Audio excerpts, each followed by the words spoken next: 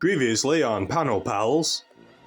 Comic Hour? Everywhere I look, he's in me way. He took me podcast, me views, my subscribers.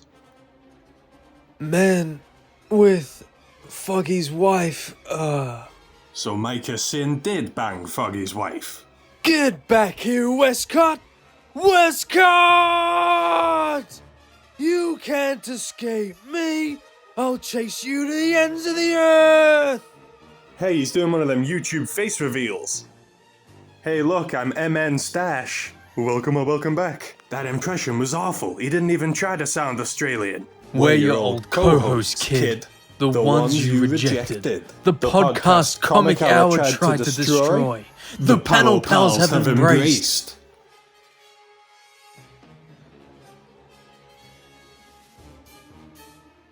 Knock, knock.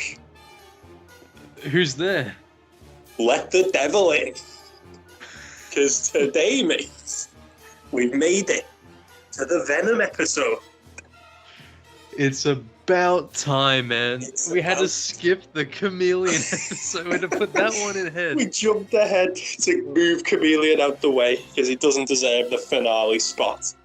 And the This is Panel Pals. It's just not worth it. We had to get that shit done. What was the point? Get him out the way. What? There was nothing in the Chameleon episode that, like, made it a big finale, that made it even interesting. Why is he last? Why is he the final boss of season 1 of Spider-Man? How do you Not go on my through watch. his biggest foes and then end the season with the Chameleon? Yeah. You go from Kraven, Absolutely. Mysterio, Lizard, Doc Ock, Kingpin's there, fucking Venom, Hobgoblin, and the Chameleon. It's like playing Arkham Knight and taking down Firefly last. It just doesn't fit. It's just no shit to Firefly. But he certainly doesn't deserve the final villain spot. I'm so glad we skipped over it because watching these 3 episodes was a joy to behold. Oh, yeah, mate. It's rekindled my love. This was It the made DVD. me- Well, I own a lot of the DVDs, but this one I watched the most as a kid from this Yeah. show. Ooh. Very nice. And it's a good, like, it's like a mini movie, innit? Yeah, It's like we it's got almost a Spider-Man movie. like in the Superman animated series, how they combined the world's finest episodes into a movie. You could do the Yeah. same here. Easily. Oddly enough, I always like the one scene I remembered as a kid was when he goes to the shower cap to find the film. Yeah. Eddie Brock starred this.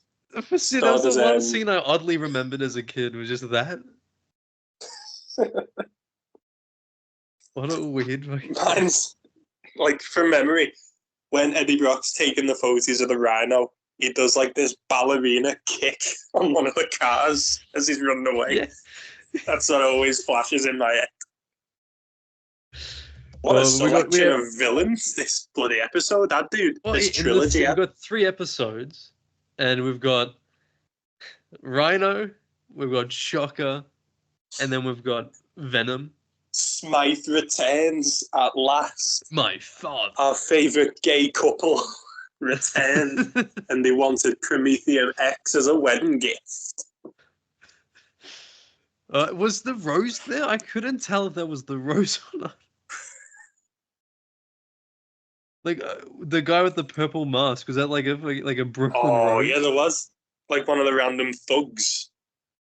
Yeah, because they were In my buy head canon, he the was. Prometheum.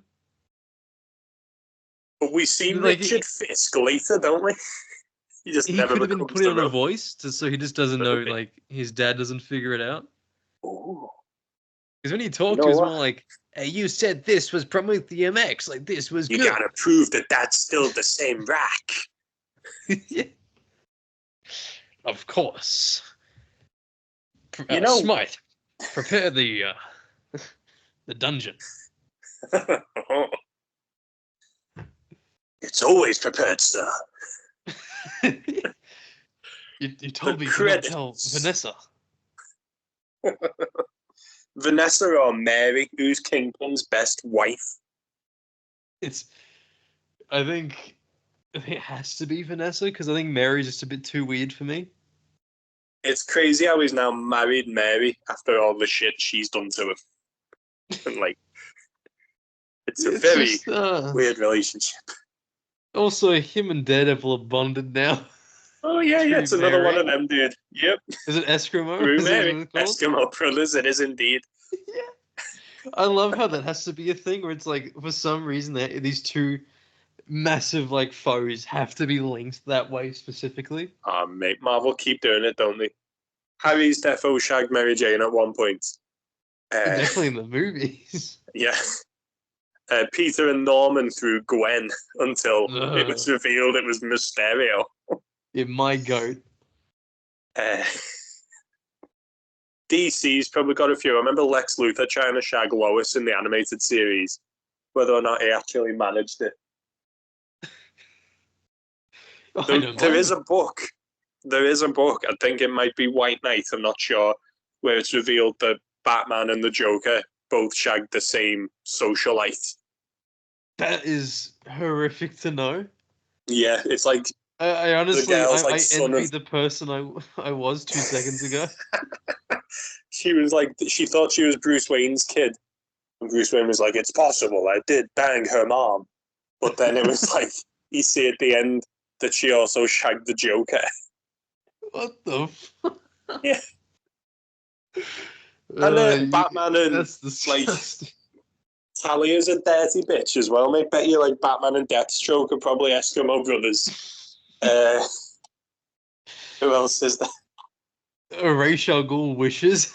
Mate. Ra's al Ghul wishes he was shagging Batman. Batman, this is my wife. You will become my Eskimo brother. By the way, this is Skull Ryan and MN Stash, and you're listening to Panel Pals, of course. Yeah. Venom. The best? Will we say the best? Easily the best superhero podcast ever. Or do we have competition now? Oh. Is this... So. Oh. When's the diss tracks coming out? Are we going to bring it back to 2017 YouTube?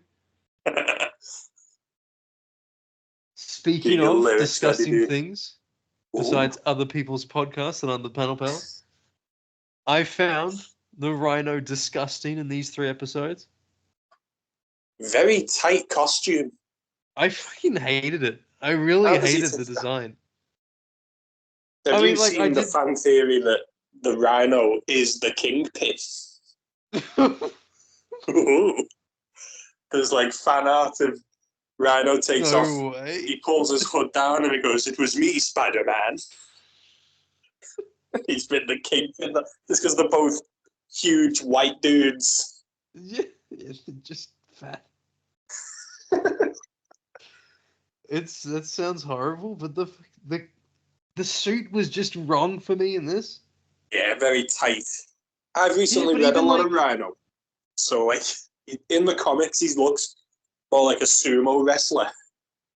But I don't like how he doesn't have, like, the Rhino, like, hooves. Like, he has individual fucking toes, mate. It's fucking grim to look at. Yeah, it's disgusting, isn't it? This suit's painted on, mate.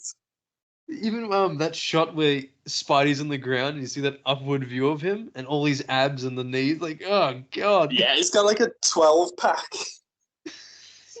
And his calves are so tight it perfectly fit in a small spider tracer. Oh, that was disgusting. He puts the spider tracer in his fucking calf. I do love how he's just like, he's waiting by the phone in his Rhino suit.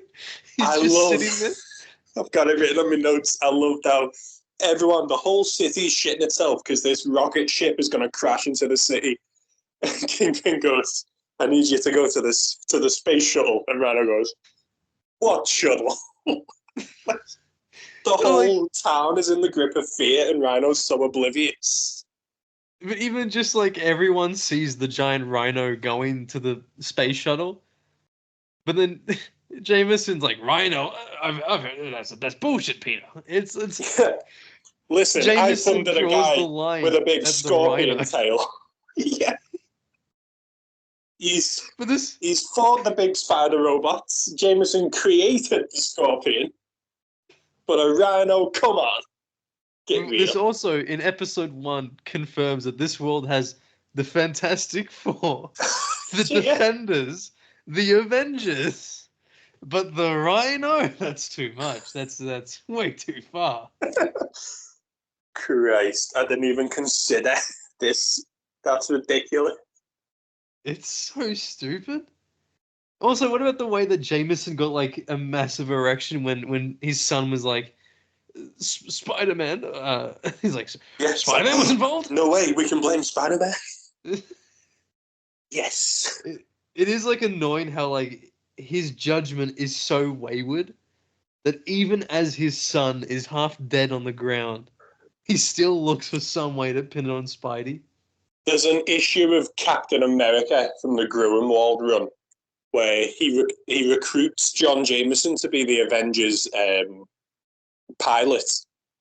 And as he's shaking his hand, it was during the Bloodstone hunt, I believe. And as he's shaking his hand, he goes, I'm surprised you said yeah, seeing how like your father's so outspoken against superheroes. And John goes, no, he loves superheroes. It's just Spider-Man he doesn't like. Whoa, okay, because he's a big like mutant rights fella, isn't he? Yeah, but I always love that one page where in court Spidey's like, Yeah. the real reason Why that does he hate Jameson you? hates me is because I'm black. And then Jameson's like, oh, whoa, I didn't know that. I've got tons of black friends. Robbie Roberts. He's black. He says his name like individually to make it sound like more people. There's Robbie, there's Robertson, there's Robbie Joe. Robertson. What's his son's name? There's Kevin the Moldy Cheese, there's Gloria. Speaking of moldy cheese, myth, the What credits. segue? The credits for this episode 1 of the Venom saga, says story by Stan Lee and Avi Arad, which I found interesting considering Really? Stan Lee did not create Venom. Stan hadn't been on the book for a long time when Venom rolled in.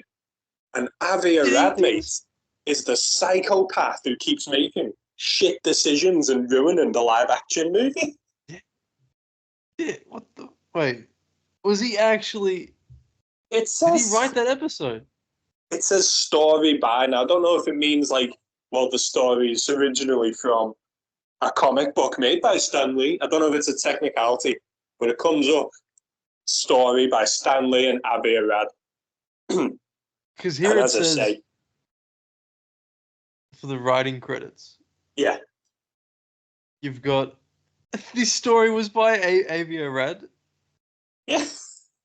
No fucking...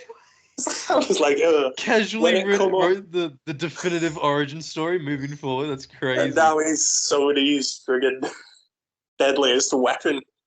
When it come up at the end of No Way Home, special thanks to Avi Arad, I stood up and booed in the cinema because I know the history of that man. I know what he's taken from us. I wish we could have got like a Spider-Man 3 without Venom, Oh, just to see like what could have been. mate, recreate if Harry had been the main villain. You could even keep the Venom stuff up until it joins with Eddie, and then save that for 4. You have Sandman replace Molten Man in the creepy family dinner scene, and have Harry be the main villain for the final It would've arc. been It would have sick. been a masterpiece. And, They're in and wrong like people are give in him a charge. costume. Give it, yeah, that's mate. They show different goblin masks in the friggin' movie as well, and he If just they goes really out want- as I the would've green been fine. snowboarder. I wouldn't have cared if they just used the silver one. Or just give him something. Even if they call him Hobgoblin, it's whatever. I'm used to not getting Kingsley and stuff anyway, but making him a snowboarder is just shit. How do we go from Dr. Octopus's arms being so cool to this? Even the original glider was sick. Yeah, See, when I went to sharp Comic and- Con, it's scary. Yeah, and someone was dressed up. He had like a proper helmet for Green Goblin, and then Ah, nice. the armor was like a skin tight sort of like material suit. The Ugh. weirdest like balance I've ever seen, from like metallic helmet to then just cheap spandex. Ah, like a morph suit type of thing. Yeah, The it's just like laziest all the armor cosplay was just option in going. I mean, I met Daredevil. I went as Matt Murdock and met Daredevil. Nice. I was How gonna did, say on if Mike. Daredevil was there, did you go as Mike? Yeah. I was You gonna were say on covering Mike. for Matt. Yeah. Misdirection.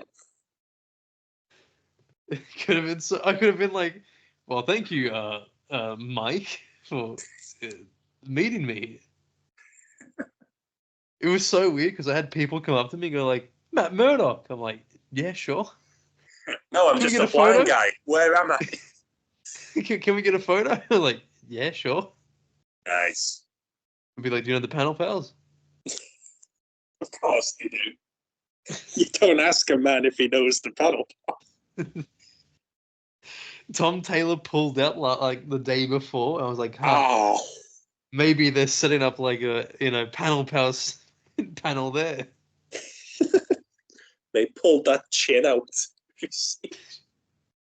I should have. Grim. He may not have been there, but the end of his chin was, and that was more than enough. Can you sign It's like this? fucking Quagmire.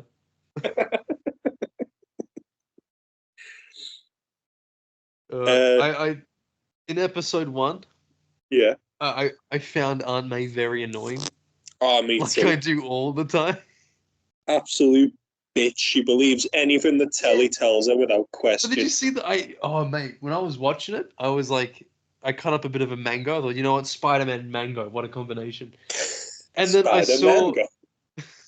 I saw like her fucking smirk when she's like, "No, that Spider-Man will, get what's coming to him." I almost threw the mango at the TV. Go fake another heart attack, mate. See if anyone cares. Don't get kidnapped by the Green Goblin, you old hag. Finish it. I like Maybe how the the Green Goblin episode. was right. I liked how it incorporated Spider-Man's first big win from the comics when he saves Jonah's son from the space shuttle. That was like what got him in the public eye, wasn't it? Yeah, because was that the first or second story in issue 1? Second, I think, because you got to get Because the first Chameleon was the in there, dude. Fantastic Four. Yeah. I need a job. But that's what triggers Jameson's obsession in the comics, innit?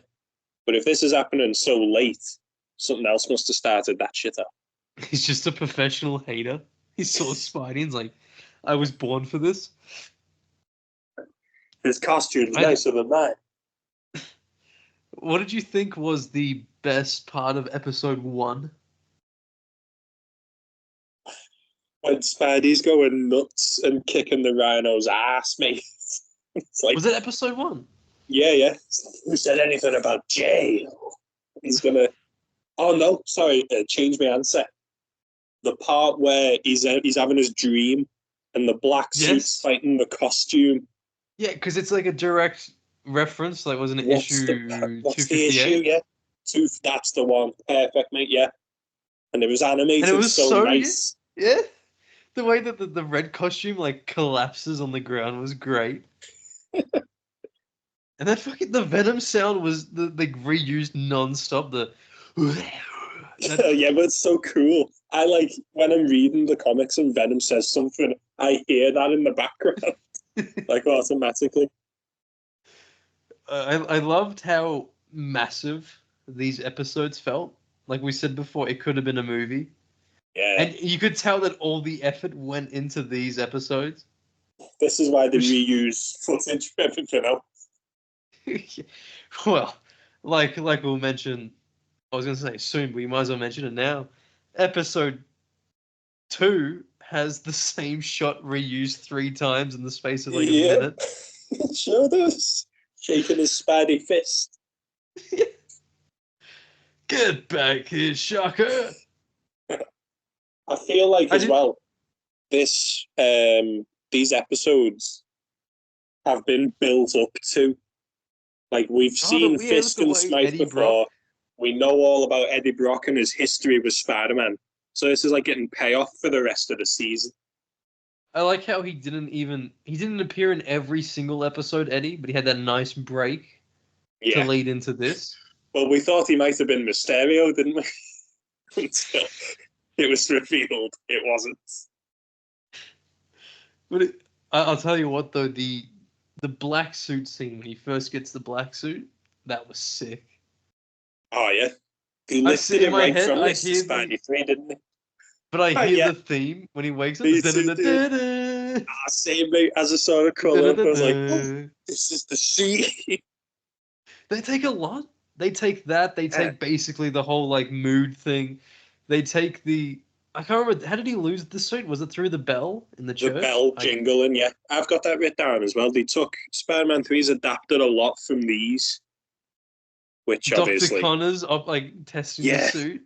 I've And then got I written noticed down. at the end, Go ahead. Jameson in the crowd when he gets unmasked and he's trying to find a camera to zoom in. Yeah, it's literally from I was like, Spider-Man 3. And Spider-Man 3. films extra. Yeah. I couldn't believe they even took that. There's no Reed Richards, so Dr. Connors investigates the suit instead, which worked out very well for Sony years later, because they obviously It does don't have feel Reed weird knowing Richards. that Avi Arad wrote this, and then he heavily influenced Spider-Man And he 3. just wrote, so like, we need a script for Spider-Man 3, and he was like, I feel like I've already wrote one. Check the archives. It's like he literally was just jerking himself off for the entirety of that movie. I've already made a Venom masterpiece. But I do love the way they like display how much better the black suit is right off the bat. And he's transforming the super strength. The web's doing it on their own. And then like even within the first like proper scene where was he like he was like throwing people off him, and you could like they subtly added that like influence where he's like, what am I doing? And then straight away he's like, I'm defending myself. That's what. Yeah. It's like the thing's in his I like mind how they already. implemented it. Whatever the Aerosmith one. Yeah. The guy from Aerosmith. And then they do the guitar riff from the theme. Yeah, they Ledge. Because didn't he do the theme song? Yeah. For the show? He did indeed. With an Armani. It's mad how no one really seems asked that aliens are confirmed real. Like, it's weird because it's like, if you got the Avengers, surely there's going to be something around. Yeah, there'll be a Thor somewhere in that one. There's so like, people are used to extra dimensional shit. Have? Do they have Silver Surfer in their Defenders? Surely. Because that would Hulk and Namor, don't they? Because we never see them, do we? No. Hulk had his own animated cartoon that I think is set in this world. Ghost Rider he was in like one of the episodes. Ends up, doesn't he? Well, have you seen that Fantastic Four episode where they're fighting Galactus and then Ghost Rider turns up and just blasts him once and takes him down? Who needs the ultimate nullifier when you've got... Crack up the pen and stare, dude. You got Nicolas Cage in all his glory. I hated though when Peter goes into his nice Italian suit, and then he goes up to Brock and he's like, I developed a lot more than a backbone. And then Liz gets pissy about it. It's like, this man has cop bullying for his entire life. The one time he stands up for himself. Yeah, Felicia's like, are you scared? You're scaring me. I liked the pussy, Peter. Goes off, she goes off with Flash. So she doesn't tell off the guy who's bullying him. She tells off the guy who stands up for himself. Women. Am I right? Am I right, guys? But I did. Why is the Rhino? Yeah. What about the offensive naked Rhino? Why is he never Russian in adaptions, mate? The only two times I've seen him be Russian was in the second Andrew Garfield movie and The Game. No, wait, you got the best one was in the '60s show. That him rushing in that is forever stuck in my head because of how like shit it looks. It's fucking amazing. Like especially the front on view was great. Oh, you think I mean Russian, like in a No, I mean he's always like Oh what? American. It's in these Oh, cartoons. Russian. I thought you meant like he's Russian. No, it's always hilarious when he's charging, dude. But they The never have 60s him one was be class. Russian. Yeah. Like Alexei Sistevich, he's meant to be from like Moscow or something, isn't he? Well, it's a whole like massive part of his character. Yeah. So why is he never in these cartoons? The game had him Russian, and what was it? I didn't like his costume in the game though. Giamat. Oh no, it's shit. It's just armor. It's boring. Wait, let me see. I'll send you a photo of the Rhino running towards Spider-Man at the front on view because it's fucking brilliant. I love this. It looks so shit. Now that's scary.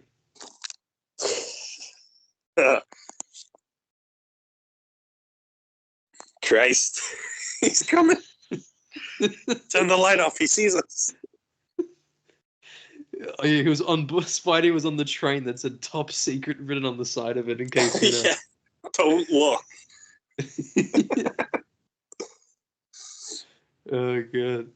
I think But, they did a good I mean- job of showing Spidey going nuts, considering they can't like show him hurting anyone. Yeah, When he's that was going in my nuts on notes, yeah. Rhino, and he's like just slow. When he's like he sticks his arm in the ground and spins him around, he's like playing with his food. I said for the senses, they did a great job making him scary. Yeah, but then like Peter just leaves. He doesn't even web up the Rhino. He's like about to crush him. like, He's like, "You can't do it," and then he's just gone. But Rhino just gets up and leaves as well.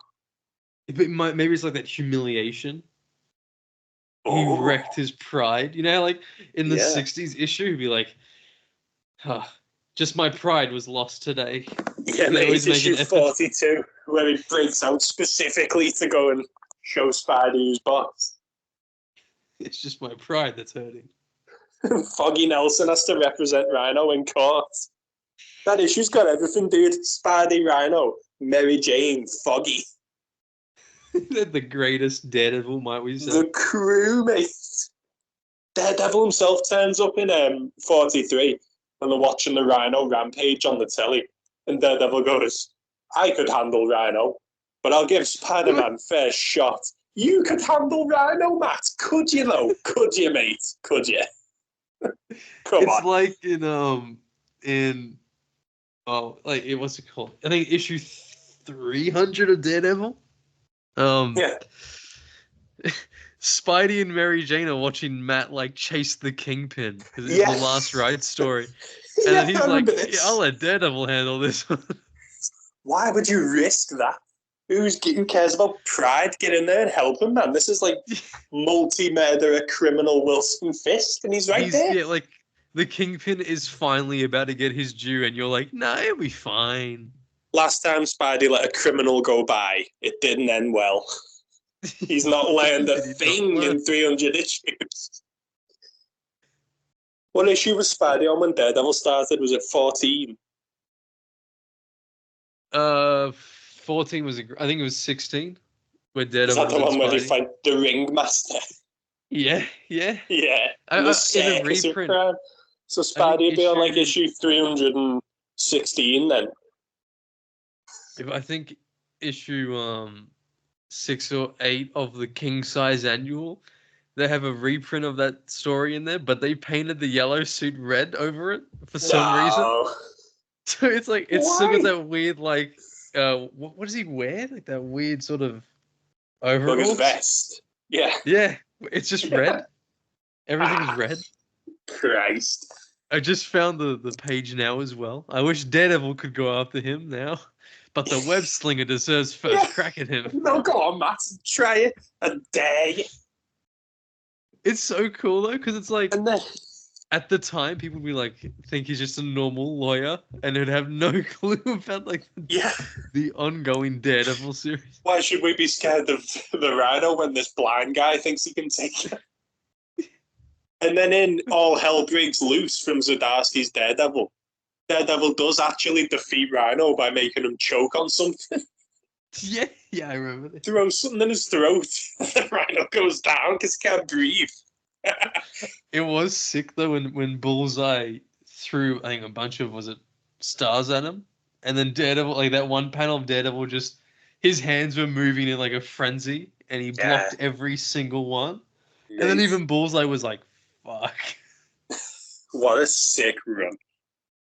I got a comment on my Daredevil video that he was talking about like a DC crossover where Bullseye threw something at Batman, he dodged it and knocked him out with one punch. He's like, I think we'll know who wins that fight. I'm like, well, I find that bad writing. I don't give a fuck if it's Batman. This is Bullseye.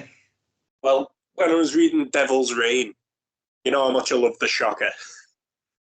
Yeah. When I'm reading Devil's Reign, the Shocker shocks Luke Cage, and it doesn't do dick to Luke Cage. But it should have, because it's vibrations, and he's got bulletproof skin, but not organs.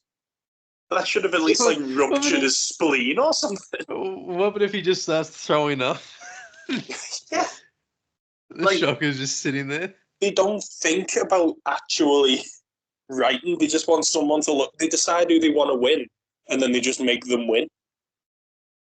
Well, it's like that Batman thing. I personally think that Bullseye would give a bit more of a fight than just one punch. He's not the fucking electrocutioner. Yeah. It's like, by that logic, people like any one of his rogues gallery shouldn't give him that much of a difficult time. Exactly, mate. If you can do that to Bullseye, you can do it to Deadshot. It's like, Deadshot would be easier almost, because Bullseye can make anything a fucking Deadshot's good with guns. Bullseye can kill you with a friggin' paper airplane. That's why the first fight scene when they're in the office in Daredevil season 3 was amazing. Incredible. He grabs like the pencil sharpener and bounces it off the wall into Matt's head. He founds like he founds even the baseball. Yeah. And I love how Matt's like about to sneak around the side. He just fucking launches it at his face. Even like he's holding him in like a choke, and Bullseye's desperately reaching for any fucking like the scissors. Yeah. Chucks it straight into his shoulder. Hey, Karen. Bad writing then, it's been a while. Did you think it was a good coincidence that one of the men at the start of episode 2, one of the soldiers fighting Spider-Man, just happened to have a sonic blaster? Yeah, what made them like think of that? Like, should we bring the sonic blaster to fight Spider-Man? Why the hell would we do? But he goes, boss, should I try the sonic blaster? Winks at the audience. It's like a bad Family Guy cutaway. Yeah, he's brought. That's like you going to fight Superman and he goes, should I bring the kryptonite?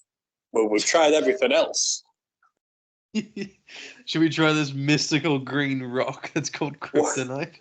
What a coincidence! They just happened to pack exactly. But also, what Spidey didn't he like forget about it? Like the symbiote blocked the memory somehow.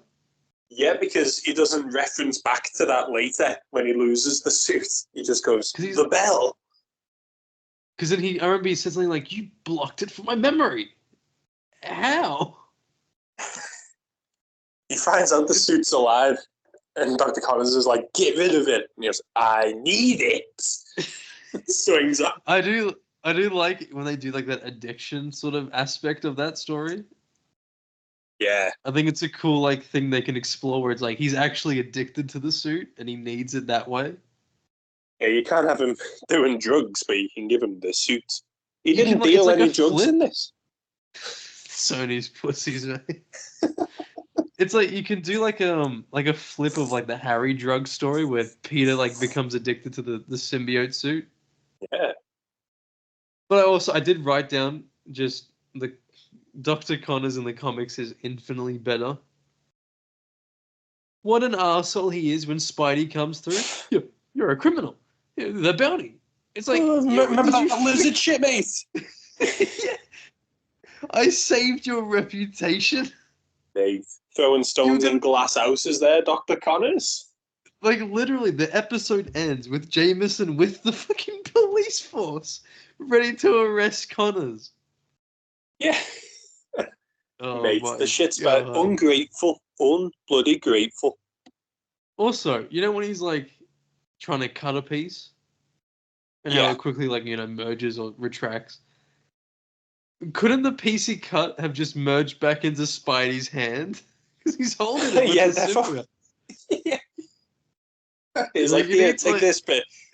It's like it's still attached to you. You're holding it. You're squeezing on the piece. I remember thinking in Spider-Man 3 as well, Connors still has that piece of symbiote. Oh, it's a So loophole. what's... Is it like Yeah. a plot hole there? What? Yeah, mate. Spider-Man 4, you could have had Carnage in that shit. Yeah, There's a you chunk could have had left. like have it so someone like Spidey bleeds in it or whatever the fuck, or Cletus Ooh. bleeds in it. I did I how... did appreciate. Go on, you go. I was gonna say I appreciated how Alistair Smythe referenced Shocker as the perfect man for the job. I just thought it was nice. Oh, yeah. He finally got some respect. sort of respect for the Shocker. Yes. The Finally, fucker, dude. as 29 would know him as. The Shock is the perfect counter to symbiotes as well. Yeah, I mean, technically Mary Jane is at this point from Spider-Man 2. Oh, Just give her a fucking Just taser, give a that's all you taser. need. easy peasy. Yeah, Spider-Man dies to Kraven, but Mary Jane takes on all of Kraven's army and the symbiote army inside their hive and survives. And she escapes survived Web of Spider-Man Shadows as controlled well. by the symbiote. Oh, that was bullshit, that dude. He'd have torn it to shreds. Why is he like not? He's like actively like dodging her. It's fucking grab her. Like, you've done like about 5,000 stealth takedowns where he just webs the person upwards, and then yet when he needs to do it to get MJ, he just forgets. Bit of bullshit, dude, innit? Her plot armor actually pisses me off because it's like it's only there in a form of spite towards the audience. You could tell that what was his name? I forget his name. He's like She's Brian defo only there Idaho, whatever the fuck. because people moaned about the first game's Mary The Jane guy in sections. charge. People like the guy in charge. They complained to him about it, and he doubled down on purpose. Yeah, Like even in an interview, he even made it clear that he's doing Yeah. this on purpose. he admits to it, yeah. He's like, but he admits to even exaggerating it even more to piss people off. It's like, well, fuck you then. It's a Like, what joke, the mate. fuck? It's like you can't just throw out all of the. Like there's realism inside their setting. You have to be realistic within the world of superheroes. This isn't realistic. This is stupid. It's a legitimate criticism as well. Like, they were bored. I don't want to be sneaking around. There's some reports. I don't want to play Lois Lane the game. And then, If I'm playing I mean- Spider-Man, let me... But even the worst part in the sequel was there was so much walking around as Spider-Man 2 for some reason. So it's like it's constantly just nothing happening. It's Or, like, boring. bike rides with Harry Osborn rides, and other the shit you don't entire care. festival, Oh, yeah, the Coney Island shit. the place, was it the foundation that Harry built? Oh, God, You yeah. have to And go you got, through like, like a 30-minute tour. one of the characters in there, the one who's, like, doing shit with bees, was It's named fucking Dr. shit. Young. And I'm wondering, this is the bitch who created the Titan formula. It's all linked. No. Well, This is speaking a of, dude, well, sorry, I've got a note here saying, at one point, yeah, they're in the church. The hostage is tied to the wheelchair by the villain so they can blackmail their father, who's teamed up with the hero. Now, Arkham Knight stole this seed wholesale, mate. You've got John Jameson and Barbara Gordon tied to their wheelchairs.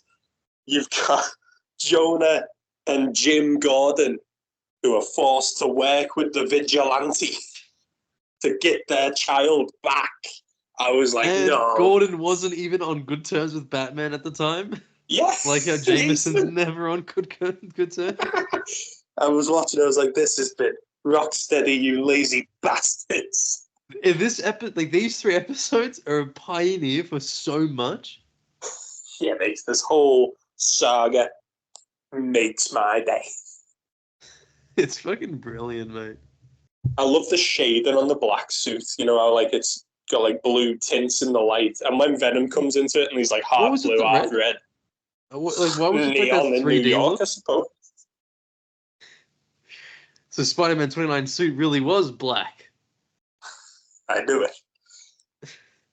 I love that scene though where Jameson asks for Spidey's help on the TV and how fucking depressed he looks. Yes, you can hear it in his voice. He's devastated. Yeah. He's got to turn to his nemesis. Yeah, he's not having any of it, Spidey. No. He's still like, this is for you. This is for John, old man. Don't get it Oh twisted. man, there's even I a love scene his of attitude. pack your things, get out of my building. When he finds out the Rhino was there after that fantastic dialogue in the hospital. Man, in Rhino suit. Oh, so there was a man in a Rhino suit. Yeah, you fucking moron. Just check the news. You're the news. You have the news. How does he draw the line at Eddie doing this when he's like 10 times worse than Eddie? He's the one that has the hate boner. He's the one that fucking ejaculated at the sound of Spider-Man being involved.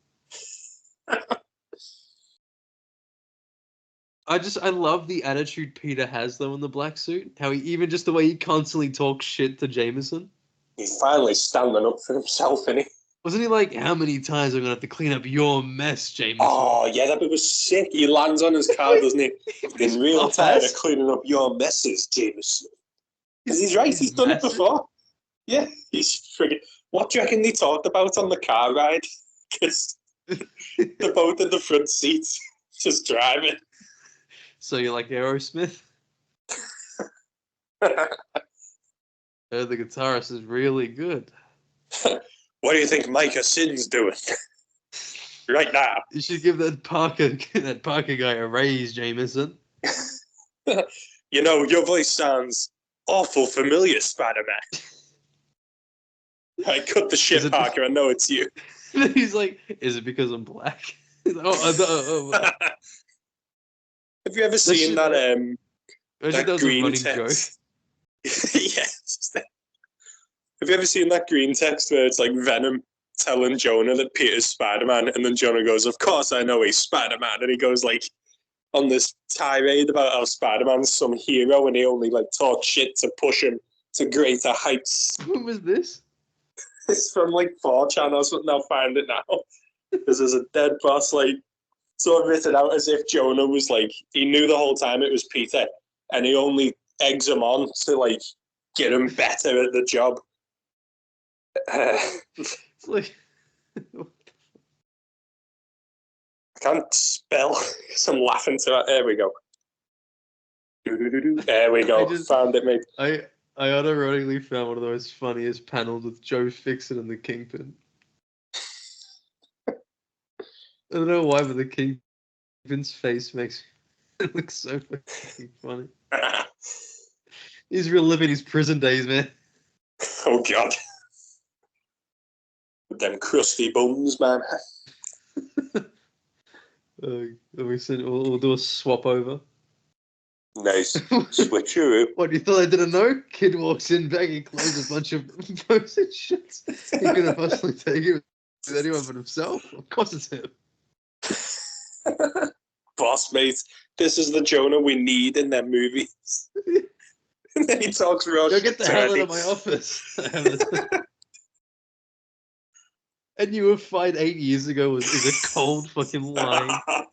Get rinsed, mate. This is the Jonah I love. Oh, did you like the fucking Kingpin? Yeah, it's getting owned, mate.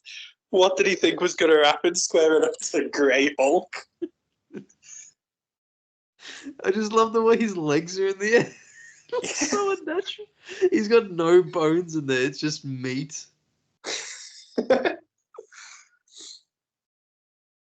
Oh, God. How did the Shocker... You know the scene where he kidnaps John Jameson?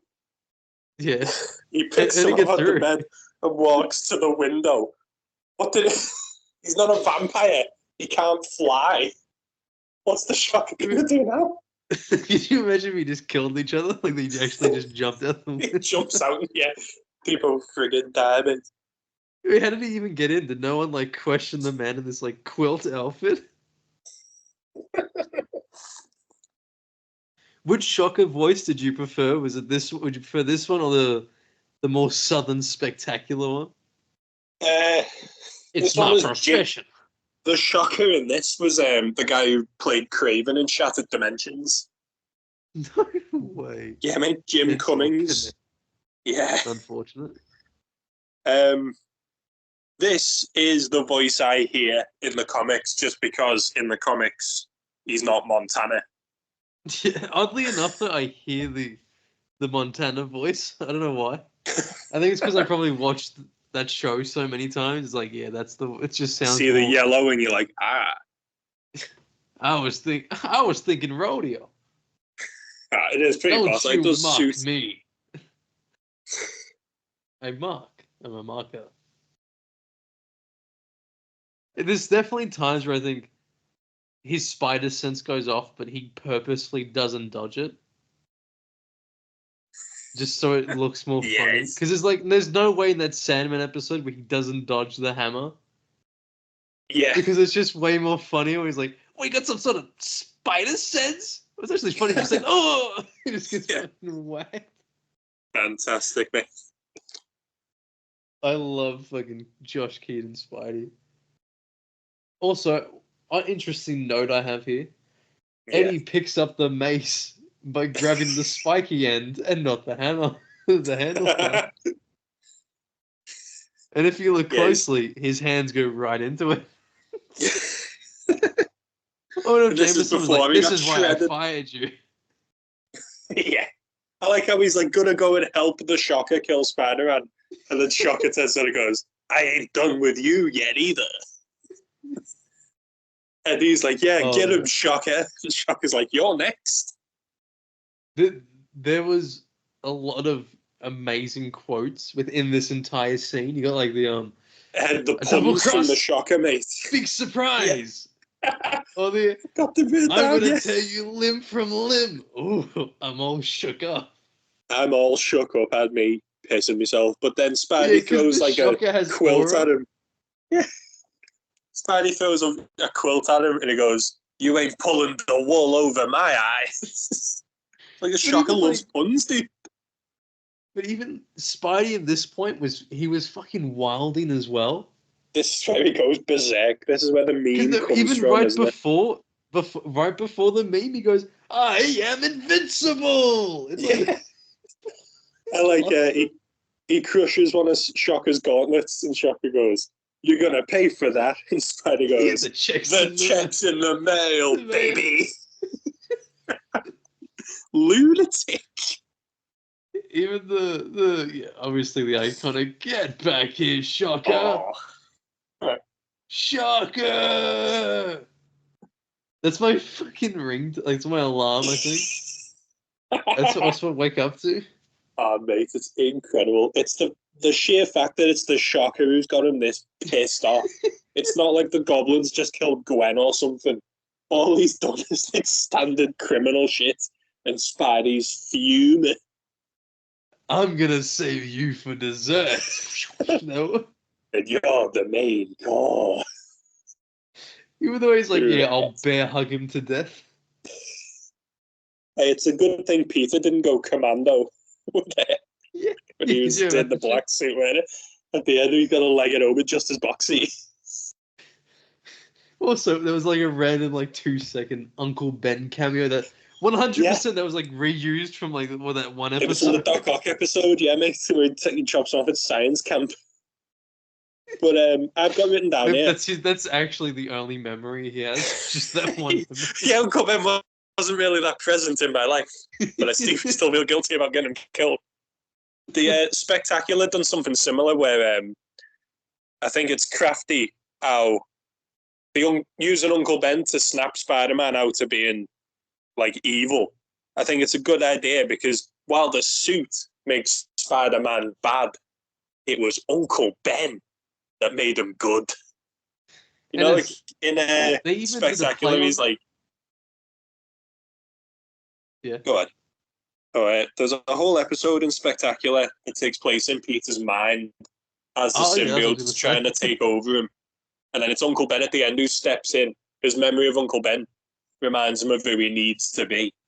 I love that flashback similar scene. Happens here. Like when they do the origin story and how he's like, he knows what's going to happen, but he can't. Yeah, that was the best way of doing the origin. Everyone knows Spider-Man's origin at this point. But using it to frame how he beats, using it as a way to defeat the symbiote is some good thinking. And it's also almost like a play on that one issue, the 258 one, where the symbiote and costume are fighting. Yeah. But instead it's like in his head, they're just fighting. Yeah. Red suit, black suit. I always love that though. I love the concept of like those two suits just battling each other. Yeah, mate. And what they represent. Yeah, it's cool because it's a great way to see like what mental state he's in, depending on who's actually trying to win the fight. Yeah. Did you think it was interesting though, like with the suits, how the symbiote tried to kill Shocker? It certainly did. Do you reckon it's because it knows the power that Herman holds, mate? He says later that Venom's got like interplanetary cosmic knowledge. So maybe he knows. If we take like Venom, let there be carnage into consideration, the Venom symbiote is a hive mind across the multiverse. And he must know what Herman can do. That's why like, in Homecoming they had to kill him off because he was just too powerful. Yeah. Because there is an MCU Shocker. He's shit, but there's an MCU Shocker. So Venom's in the Marvel Cinematic Universe. He's at risk. I did. Did you like how, with the Prometheum X deal, how due to like Kingpin's impatience, it just all fucks up? Yeah. I like how Spider-Man knew it was gonna.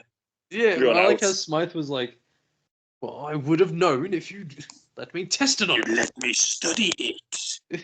It's like his fucking impatience actually ruined the whole thing. And then you got that Brooklyn weird, the Rose wannabe.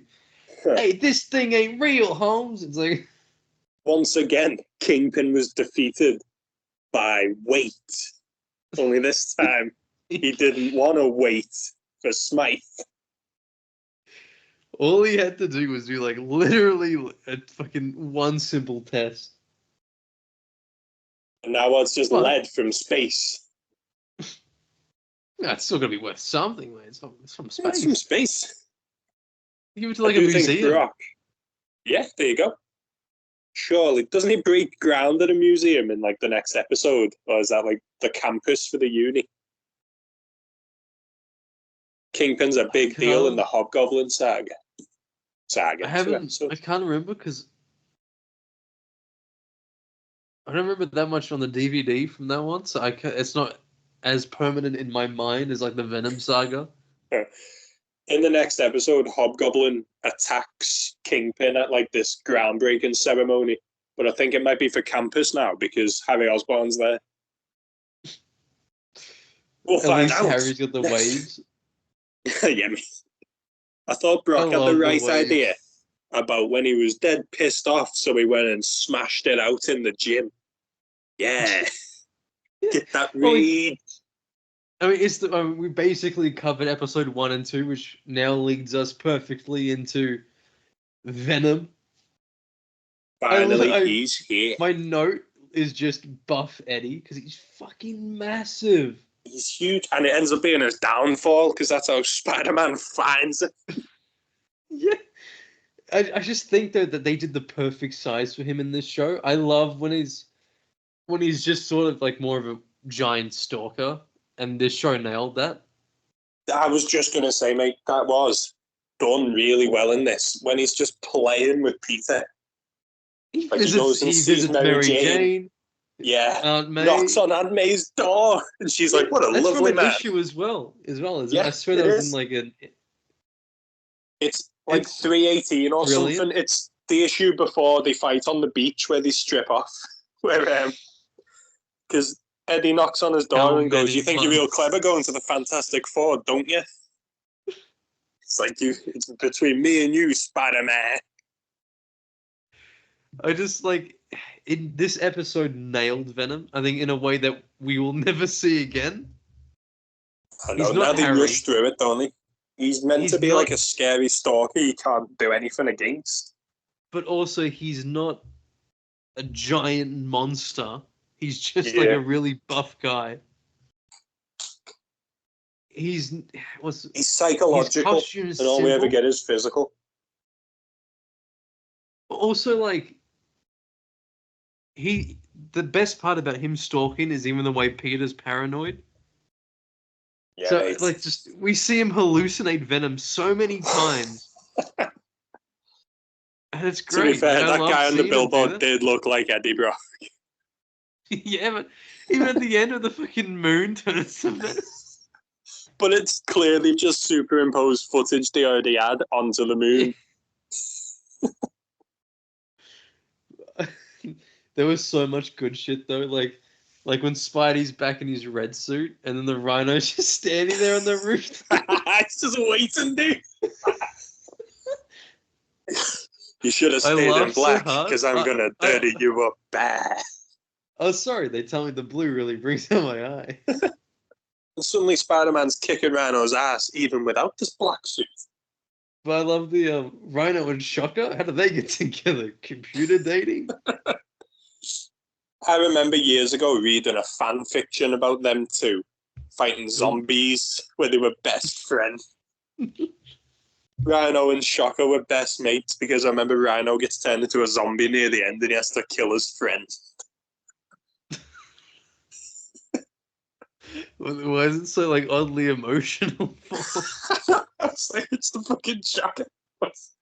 What's the deal? But these two Venom also kicked team both of up. their asses? It rinsed them both, even though, as we say, the Shocker should hard counter the symbiotes. These two also team up in the PSP version of Spider-Man 2. The game, the Really? movie game. Yeah. Instead Is that the one of with- you teaming up with Black Cat to fight Shocker, Rhino and Shocker team up to rob something for Dr. Octopus. Is that the one with Puma in it? Is that the version of the game? No, that was PC, I think. Oh, is PSP one PS plays just like Spider-Man 1. Spider-Man 1. Oh, that's the Yeah. one. Yeah, It's yeah, like yeah. it's like DLC for Spider-Man 1 more than It anything. looks the same and plays the same. You go to the same bridge you fought the Goblin on to fight some goons. It's just reused assets. It is literally the Vulture returns. And it's the Arkham exact same Origins. fight. It's Arkham, yeah. Spider-Man Raimi Origins. What did you think of the red and blue design for Venom? I don't know how to feel about it. Like it's really odd to just put red on him. I like it because obviously it's like the light's reflecting off him.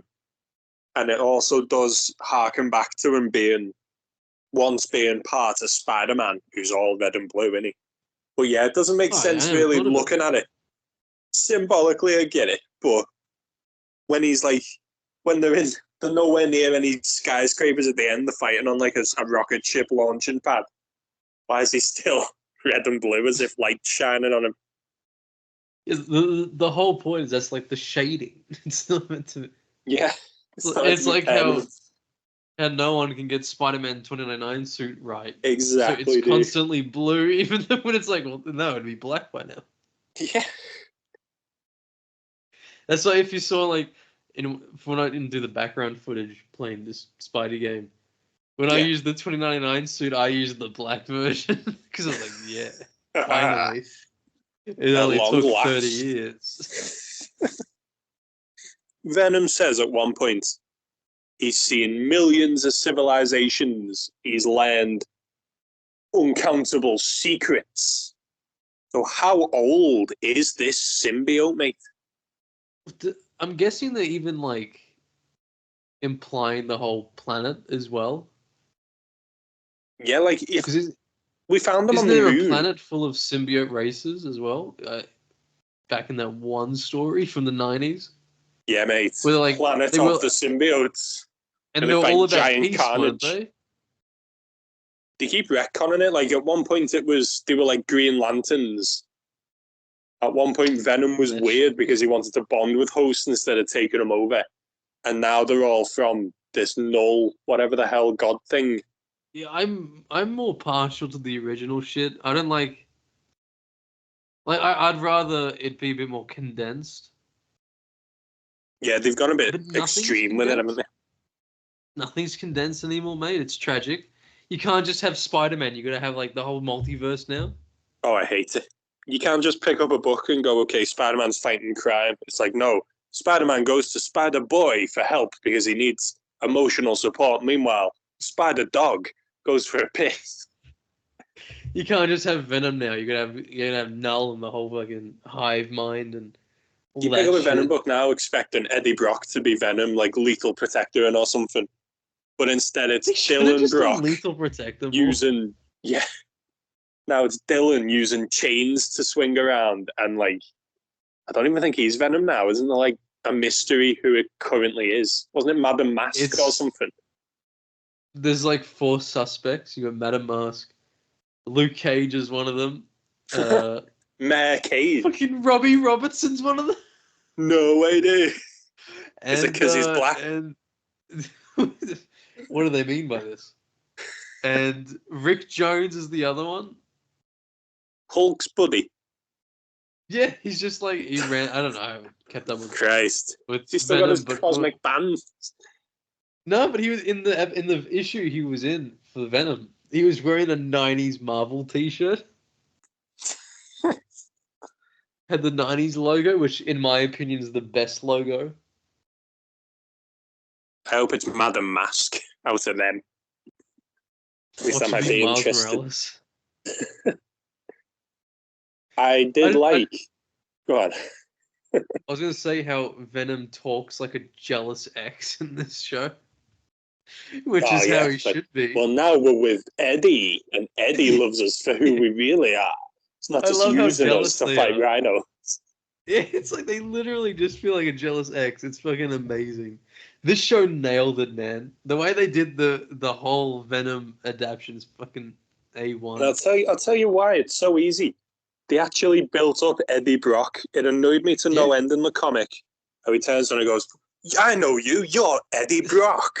Like, when the hell did this guy first appear? Yeah. Like, in the movie, it happens. There's no build-up for Brock in the book. Spectacular did it as well. Spectacular almost copied this in a sense. Yeah. With a little cheeky flavour of Ultimate. Because even just bro. Even Ultimate did it better because even though you knew he was going to be Venom because the arc was called Venom, at least they established that Peter already knows Eddie Brock. Yeah, and like how it linked to their fathers making the symbiote. Can I go on a quick moan? It wouldn't be the panel. It is relevant because it's about Venom. In the Dr. Octopus saga of Ultimate Spider-Man, they're at a news conference for Justin Hammer. And one of the reporters, you don't see his face. He goes, Eddie Brock, Daily Globe. What do you think about this Dr. Octopus shit? But later on, Peter Googles Eddie Brock, and it comes back saying there's only one Eddie Brock in all of New York, and it's this kid from Empire State University. They're like, no, there's at least 2 Eddie Brocks then if he's not a reporter. So once again... It's like, I feel like that was Bendis not realizing... Yeah. He's like, I'll do a tease, and then he forgot. Again, mate. Because, I mean, for a series that felt really well-rounded and well thought out the entire time, It must have been like just an odd blunder.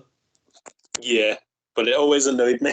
I was like, but there was two Eddie Brocks. There was another Eddie Brock.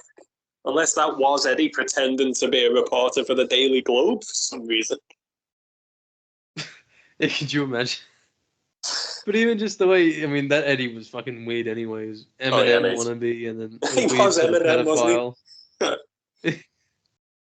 Yeah, he was the way he what did he like try to get? He tried to get with Gwen, who was a teenager. he? Yeah, mate. He And then tries he to got- stick his fingers in, and she's like, I'm 15. And he's like, Yeah. He's like, I thought Yeah. you were like that.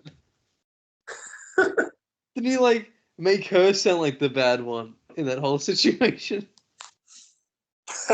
I like when he picks them up from school, and Gwen jumps on Peter's lap, and she goes, Jesus, you're all muscle. And he goes, I do Pilates.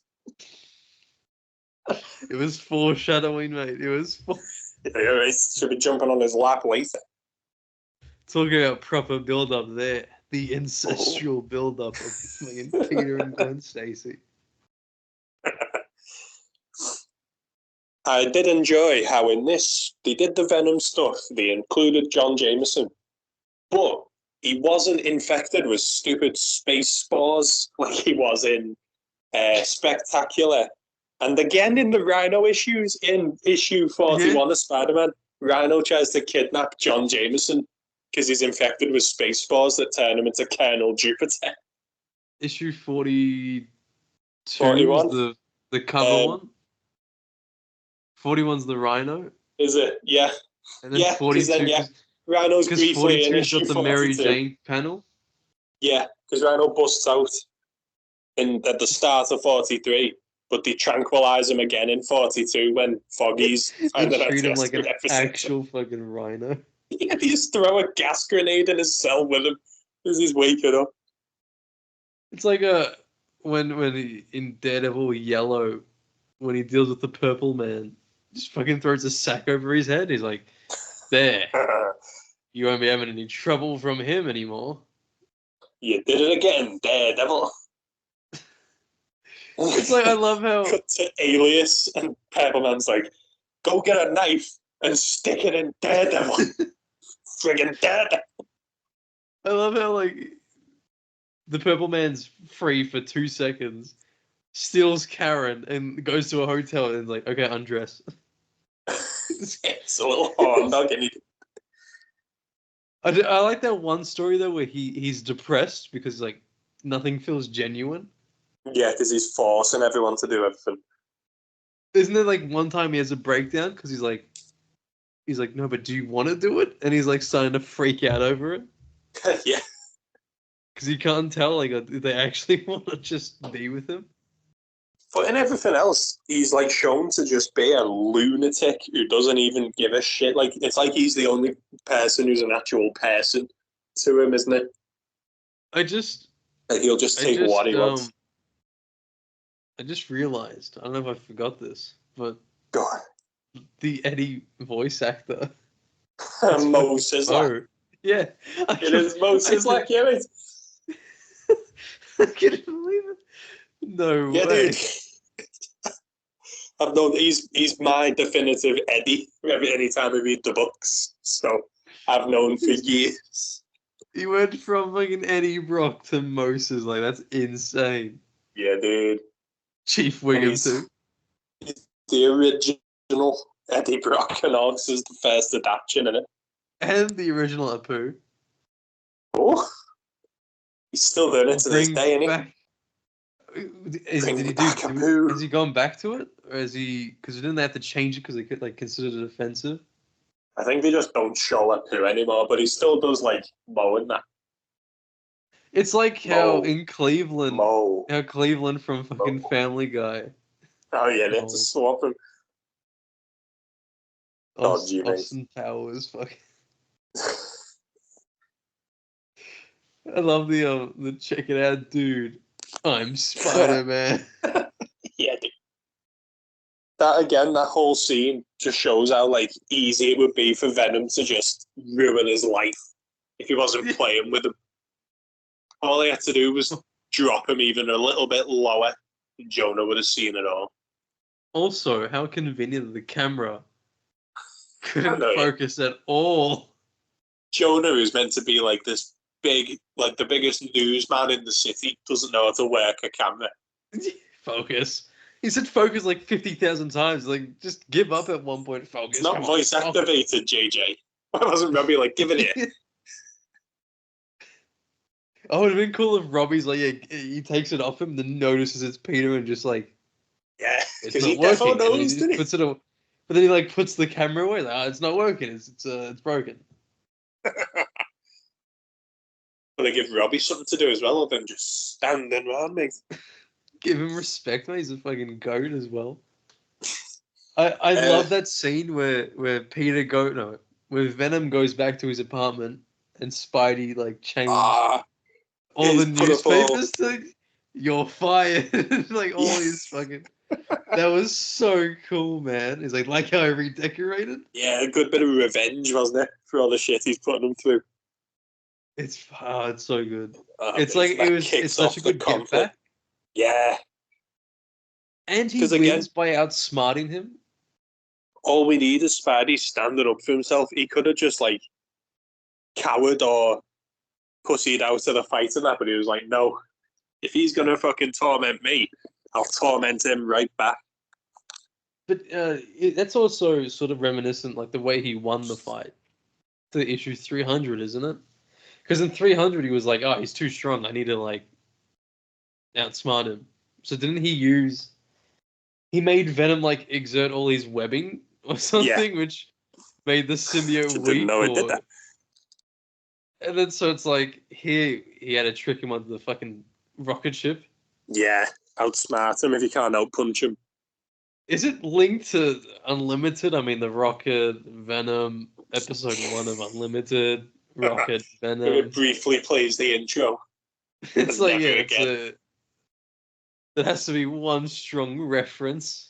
What else is it?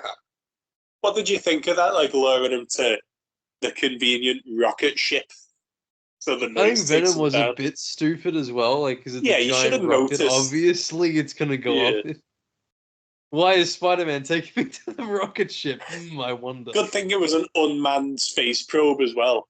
Otherwise, Venom could have just infected whoever was the pilot and come right back. How does he come back later on? Is it through the Red Skull and Dormammu. fucking Dormammu?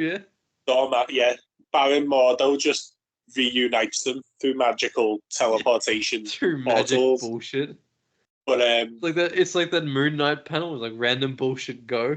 yeah, 100%. Because it's so weird introducing magic into the Venom story of all things. Instead of it being Venom's revenge, it's more about like, well, carnage, obviously. But what's your favourite way Spider-Man's ever taken down Venom? Because mine's probably the time he convinced the suit to like leave Eddie, but they like bonded too Spectacular? much.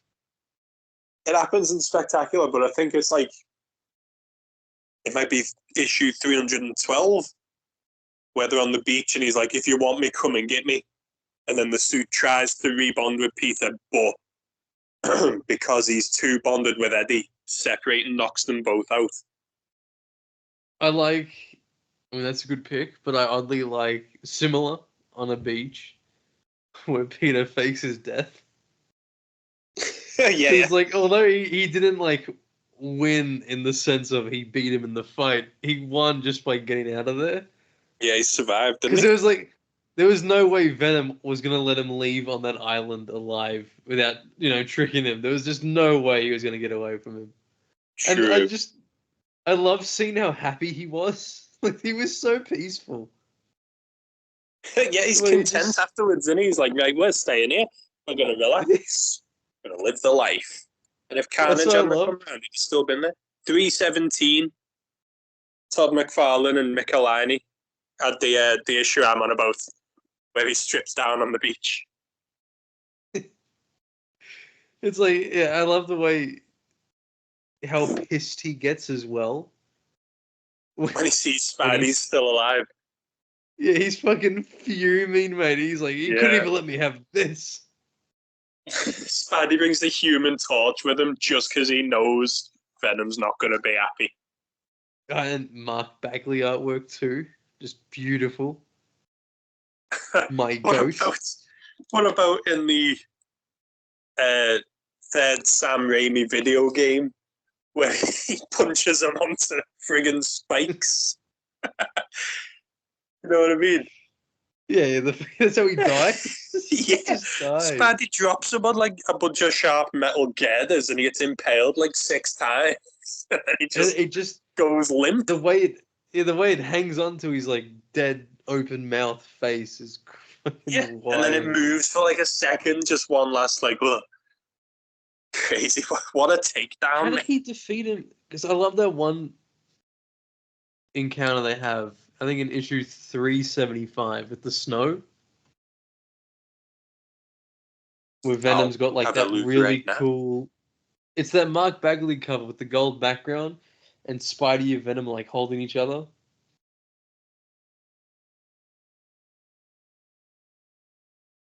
Looking for the Spider-Man tab. Amazing Spider-Man 375. It should be. Doo-doo-doo-doo. It's when Venom had that he had the what's it called? The jacket, that leather jacket. Oh yeah, where they're like fighting on the yellow. The final, the parent saga, mate. Yeah, Doesn't he saves Venom's ex-wife, and Venom decides, right, okay, that'll do. We're friends. Yeah, and doesn't she dies, right, as well? Ooh, so they're fighting on. There's a big Ferris wheel. They might be on Coney Island. I don't know, but Venom's struggling to hold up this Ferris wheel that's about to crush his wife, and Spidey helps him lift it, and then Venom's like, you helped my wife. It's nice. And then the mates. Yeah, maybe you're not so bad, Spider-Man. And then he fucking pisses off to San Francisco. Yeah, I've got it here. And he goes, he saved an innocent life. And his wife goes, just like he always does, Eddie. Just like you do. And Venom's like, let's make a deal. You won't come after us, we won't come after you. Fair enough. Because he's like, well, if I kill Spider-Man, future innocents might die. I love that era of Eddie, though. That's like my favorite Venom era. Where he's actually being nice. When he thinks he's like a genuine good guy, like he thinks he's the perfect Spider. Yeah, almost. All of Lethal Protector's boss, mate, where he's like, he saves the prostitute, pats her on the head, sends her on her way after like brutally killing the mugger. Even like a bit after Lethal Protector, when he saves that woman's purse, he's like, correct, madam. Something like. Yeah, he's like in McDonald's or something. Correct, madam. What even just like the way they hinted towards it as well in the Bagley era, where with Carnage, where he's like, oh, thumbs up, like nice speech. Yeah, mate, when they team up to track down Carnage, you've got strangers in the night, you've got them helping the baby. Good lord, the baby. And Spidey misses his web. It's Venom who saves that baby. Spidey and Venom teaming up is a masterpiece, mate. This show and the game, like the first Spidey game, probably nailed Venom. Yes. This show that is nails the perfect like Venom. This show nails the early Venom, and then the game nails like the Bagley Venom. 100%, mate. You've hit that nail right on that head. Yeah. I love when he goes, oh, Spider-Man, help me. He's taking the piss. It was like, sorry, didn't see a thing, man. As they're crashing through the building. Yeah. Move it, lady. Namor. Yeah. Galactus. Spectacular. Eddie, it's so weird how Venom can be done so brilliantly and then so shitly afterwards. Yeah, like the movie. The movie one where he's skinnier than Spider-Man. Do you mean the Venom movie or Spider-Man 3? Tom Hardy's I meant Spider-Man 3 where it's Topher Grace and he's like little. The size is shocking, mate. That's not Venom. Not Venom, dude. And yet, even though Venom's got the right chest logo, even though Spider-Man never had that chest logo in the movie. I just didn't like how it was silver, so you could barely see it. Yeah, and giving them webs kind of ruins the design, doesn't it? Why are they so ashamed to just give them the massive like white logo? You just know if Tobey Maguire ever fought Electro, he wouldn't have the mask. Andrew Garfield's one didn't have the mask. Well, they got away with it though, because they did the more the ultimate design, I guess. I suppose. And then in No Way But Home, that's like they that's almost like a reference the get a mask, jail don't they? card. Yeah, Ultimate trying to be realistic again, mate. Well, remember what they did to Harry Osborn in that exact same movie, where he's like half. He's like he had some goblin disease that made him green and scaly, but he also like had the glider and the armor. His dad had the long nails. Yeah. They did the death of Norman without Spider-Man. He never met Spider-Man in his life. Oh my god. I'm all for adaptions making changes when the interesting changes. But killing off. At least keep the heart of the fucking story. Yeah. Make it recognizable as what it is. It's like Kid Flash in the CW. I don't see him as a conservative. No, mate. He was no Wally West. Do you remember what the New 52 did with Kid Flash? I just remember the cool suit he had. They made him like Miles Morales for Flash, where he was some black inner city kid who was going to then take over. But then when Rebirth happened, they brought back actual Wally West. So now there's Wally West and Wallace West.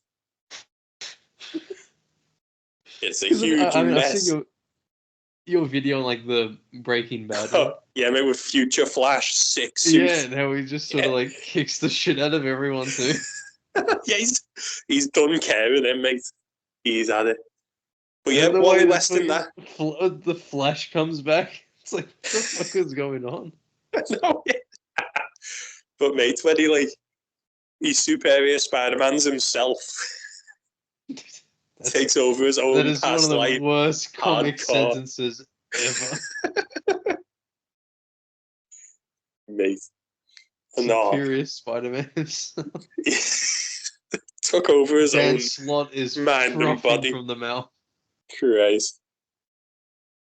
But yeah, like some of the shit they get away with Venom, making him Harry never seems to work. I can't stand it. I don't like. Did you like how in Ultimate Spider-Man the comic where he almost became Venom? Like for the first time, he was basically Venom for 2 seconds. Peter. Yeah. Like, what did you think of that aspect of it? I thought that was good thinking because it's showing already how it's affecting him. That was after this cartoon as well, wasn't it? So I suppose that took. But do you think that maybe they should have hung on to it a bit more? Because he only had it for an issue. One issue, mate. Absolutely. My problem with Ultimate seems to be the speed. It's so inconsistent with how quick shit goes. But he has the suit for one issue. Around. No way, he's worn the black suit the same amount of times Arachnoman's appeared in the series. I thought it was interesting later on in Ultimate when it gets him again. It abandons Eddie, rejoins with Spider-Man, he has to fight the Ultimates. But then Thor kills the symbiote. Oh, I mean, yeah, technically that makes... It does make sense. Really good sense, actually. Why do they do this in 616? Yeah, don't go to Dr. Connors, don't go to Reed Richards, mate. Ring Thor and have him. It's like in Flashpoint where they purposefully strike Flash with lightning twice to get him his powers back. Did you like the movie for that one? The animated one? I like the intro where Flash is just fighting all his villains. Because you don't get much of that, dude. There's not much respect on Flash's name anymore. No, it's called Justice League, the Flashpoint paradox, isn't it? Even though Flash is the main dude. But apparently his name doesn't sell well enough. All they ever did was Batman, though, wasn't it? And I'm not moaning because year one's dead good. But Under the Hood's dead good. I But didn't you mind don't the get a Dark whole Knight lot of play Returns. for everyone else. You didn't mind what? The Dark Knight Returns animated movie they did. Yeah. I love when Adam West did the Oh, voiceover yeah. for a bit of it. You have It's a only them mother, new don't you, 52 punk? ones that were shit. Like, what was it? Justice League Doom. Was it Doom? Where Yeah, I think so. it was Tower of Babel. Yeah. Thought that one was good. Crisis on Two Earths I enjoyed. But then after Flashpoint, they made it was like an MCU, wasn't it? But full of Yeah, did the it Batman versus Robin. DCAU. Yeah, it's like they tried to revitalize the Timverse, but just shit because it was all edgy I new hate 52 how- shit. Well, like, I hate how, what's it called? The Batman Hush movie, I think, is a part of that universe. It is. And I just don't like that. It's like, just do the one-off, man. Just leave it fucking how it's supposed to be. Oh yeah, wasn't it Riddler in that? Tommy Elliot was dead the whole time. It was the Riddler. There was no, like, Jason Todd scene, was there? No. There was a Clayface attack where he fights him in the jail, but And was it... Killer Croc was there too, though. yeah, with his tail at the start.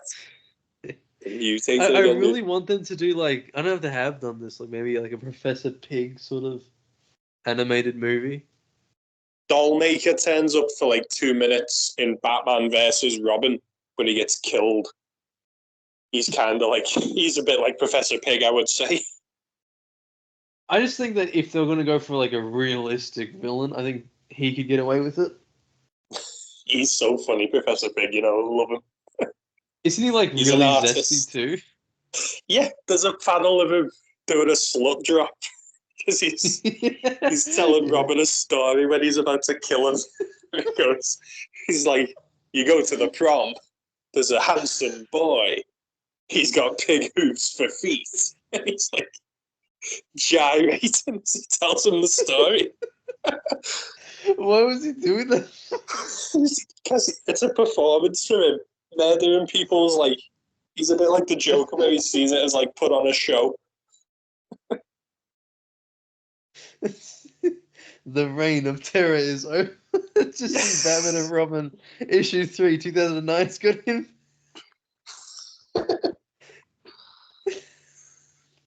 He's so weird. What was the issue for that one, dude, where he's just flashing his ass? There we go. I think it's issue 2 or 3. His feet are pigs' trotters. Oh. He gets right up to his face anymore, as well. Dude. He's taking his shirt off. He's going to get arrested for being a pedophile. Oh. Damien's just stone face. I think the artist makes it 10 times better because his art is so weird. Yeah.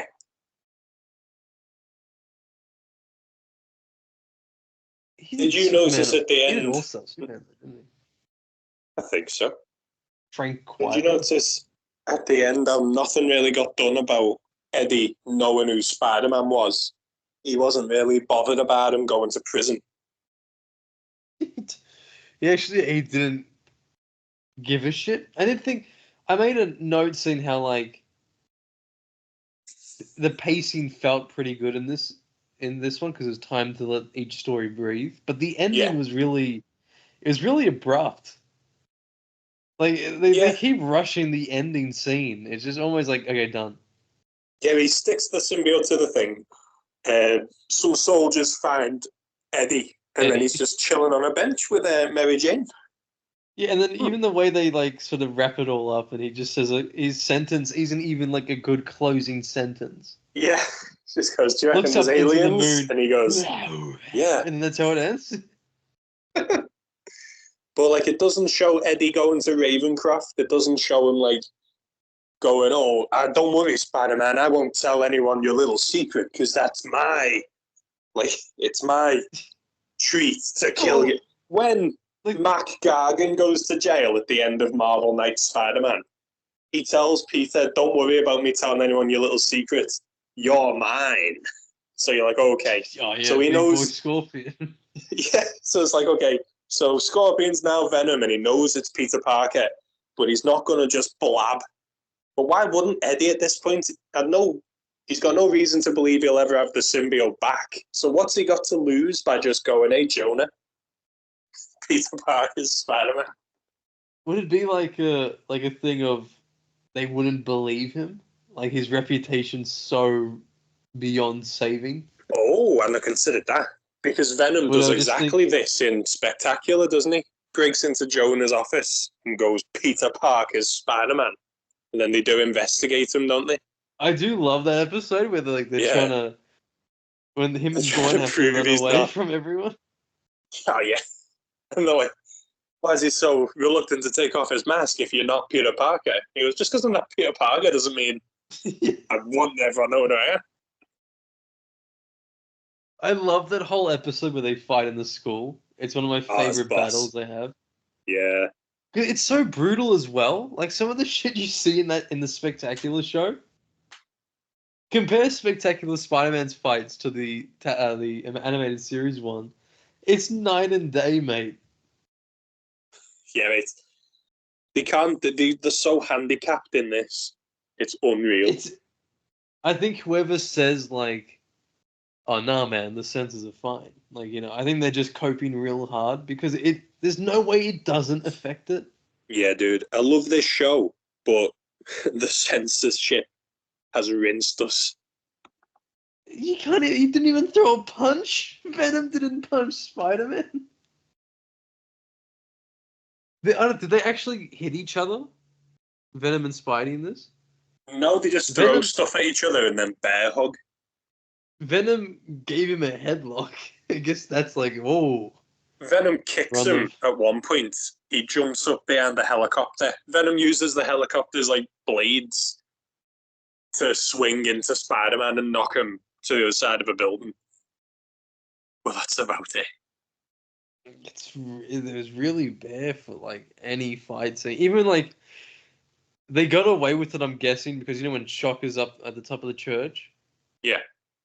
And he sort of like throws his arms at him. But it's not really a punch. It's more of him just sort of almost trying to grab him, I'm guessing. Like they try to disguise something to make it look like a punch, where it's just not. Yeah. And the symbiote punches Shocker, doesn't he, when he's holding him off the cliff? He's holding him off the building. The symbiote's chest like punches him. But Peter can't. Do you think Fox was like, oh, well, what's this? Does that count? Tomfoolery. No, boss, it's not a punch, it's not a fist. What do they think was gonna happen, man, if they just had at least a punch? The kids would start killing each other. It's not like that Simpsons episode with Itchy and Scratchy where fucking Maggie tries to kill Homer. Oh, yeah. I love at the end where like the cartoon finally goes back to normal. And then Maggie, doesn't she like shoot the gun at Homer's portrait? Yeah. When she hands him something like nice for once, he fucking screams at the top of his lungs.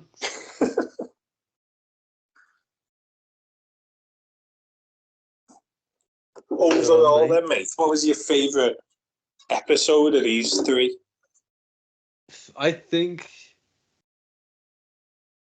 honestly, episode 2. Oh yeah. I think was the most enjoyable, even though it had Venom as like a cameo. Yeah. I just think that Spidey losing his shit was really good. I do agree. 2 was far and away. It had intrigue, mate. It had his Shocker. It had multiple villains. It had Spidey pulling himself out of it. Yeah, like he went fucking batshit crazy in this one. That was great to watch. There's so many good jokes as well in that episode when he was going fucking ballistic. I always like we said before. I love the when Shocker goes, "I'm all shook up." The puns. Or like you said, the check's in the mail, baby. He's losing it. Absolute I'd be fucking psycho. terrified. If that was Yeah. me, man, I'd actually shit myself. If this like giant fucking beast of a man is just holding you Yeah, down. you've seen what he can do, and he's pissed. He's coming for Yeah, you. even like imagine what the Rhino would have said, you know, like, oh god, this is crazy, man. I could The put my head balls in on the Rhino, ground and though, to started then spinning. Rhino then returns to like have another shot at him after nearly getting killed by him the first time. Made him Rhino's got cry balls, like a dude. bitch, and then he comes back acting like he didn't just do that. Yeah. Where'd you come from? Joyzy. He's like, we need to check that luggage or something right after. I do think this was the best, as we said before, this is easily the best showing of early villain Venom that we've ever gotten. It's perfect, mate. It's the stalker Venom, and the Yeah. stalker Venom is what we need. He's a You know, it's like- physical and mental threat. The game had such a huge missed opportunity with it, especially with the fact. Wasn't it like in the what's the word? The new They game, were the PS5 going to- one. Yeah, but they weren't. It wasn't like in the files. They were gonna have Venom stalk you, but it got cut. Oh, that's a dig if it wasn't, mate. I think a lot of things got cut from the game because I think Sony didn't give them a good deadline, which is like shit. That's 70% of Tony Todd's lines got cut, didn't they? Yeah, why? It's like you can't Mental. Yeah, he's the main villain. advertise Venom, not have Venom in the game. But because in the scrapped like footage, Yeah. there's a scene where you fight Venom just like in the street, and you can like the environment's destructible, where in the game it's not, so he can like punch you through walls and shit. One of the trailers had him just screaming at both of the Spider-Men in the street. So yeah, they did like advertise it, didn't they? And he wouldn't set But off this his one- spider sense. This one meant like if the game had more time, Yeah. you could get hit and like say Web of Shadows except more intense. You'd go flying through shit. Yeah. That's what I loved about Web of Shadows. Like you could get knocked back, Yeah. but then you would like crash into the car's lamppost. The fucking even The the building mailboxes, would break. dude. Yeah. But the The building glass would on the fucking wall would shatter you. It's like it made the fight scene so cool. But Web I of did Shadows think combat, mate. It's got something above all the other Spidey games. The sheer when amount of make shit you the can do. entire thing, when everything's destructible, it makes it way more interesting. Yeah. It shouldn't be that hard. You're just like If like prototyping that games from 2008 could do it. we really need to get remastered Spidey games because the old ones are just infinitely better. Oh, 100%. I'd always rather play the PS1 game than even the PS4 one. All the PS4 ones got going is the web swinging, and even then, it's not as good as Spider-Man 2 on the GameCube. I just think if you could skip the civilian parts, the game is infinitely better. Even the Amazing Spider-Man 2 game had civilian parts, but you were at least investigating. You weren't You just gotta meet being a fucking death Kingpin. girl. Yeah, you go and talk to the Kingpin and you're like, right, yeah, this dude needs taken down. But It must be weird for this scrawny kid, not even in a suit, comes up to Kingpin at this very wealthy dinner party. yeah, Michael DeSanta looking ass walks up. Yeah. Oh, imagine if Matt was in that game, like at least in the background. Oh, it's mental to me how they can still use Kingpin and Spider-Man stuff, but refuse to reference Daredevil. We need to. People always talk about normalizing random shit. We need to normalize having Daredevil and Spidey regular appear like within each other's shit Absolutely. outside of the comic books. He should be. I know, like, people like him working with the Human Torch, but in my mind, Human Torch is like, he's not street level, obviously. When shit's going down and Spidey needs a quick hand with something, it should be Matt Murdock he's ringing. It always works better. I think Chip Zdarsky loves them too. Oh, he got it, dude. I love him for that. Like, the way that he wrote them two is great. Yeah. Because Daredevil just has so much respect for Spidey within that series. It's so weird to see compared to everything else where Spidey's a joke getting rolled at. Chip Zdarsky, he's like talking about how strong he is, how tense he is. Like, oh, where like this raw guy power from across the room. And then over in Spider-Man's book, he's like, Tombstone, I'm sorry. Like the panel you sent me, like he sees Spidey's there, instantly gets changed. Yes, that's taking his clothes off when he sees Spider-Man's coming.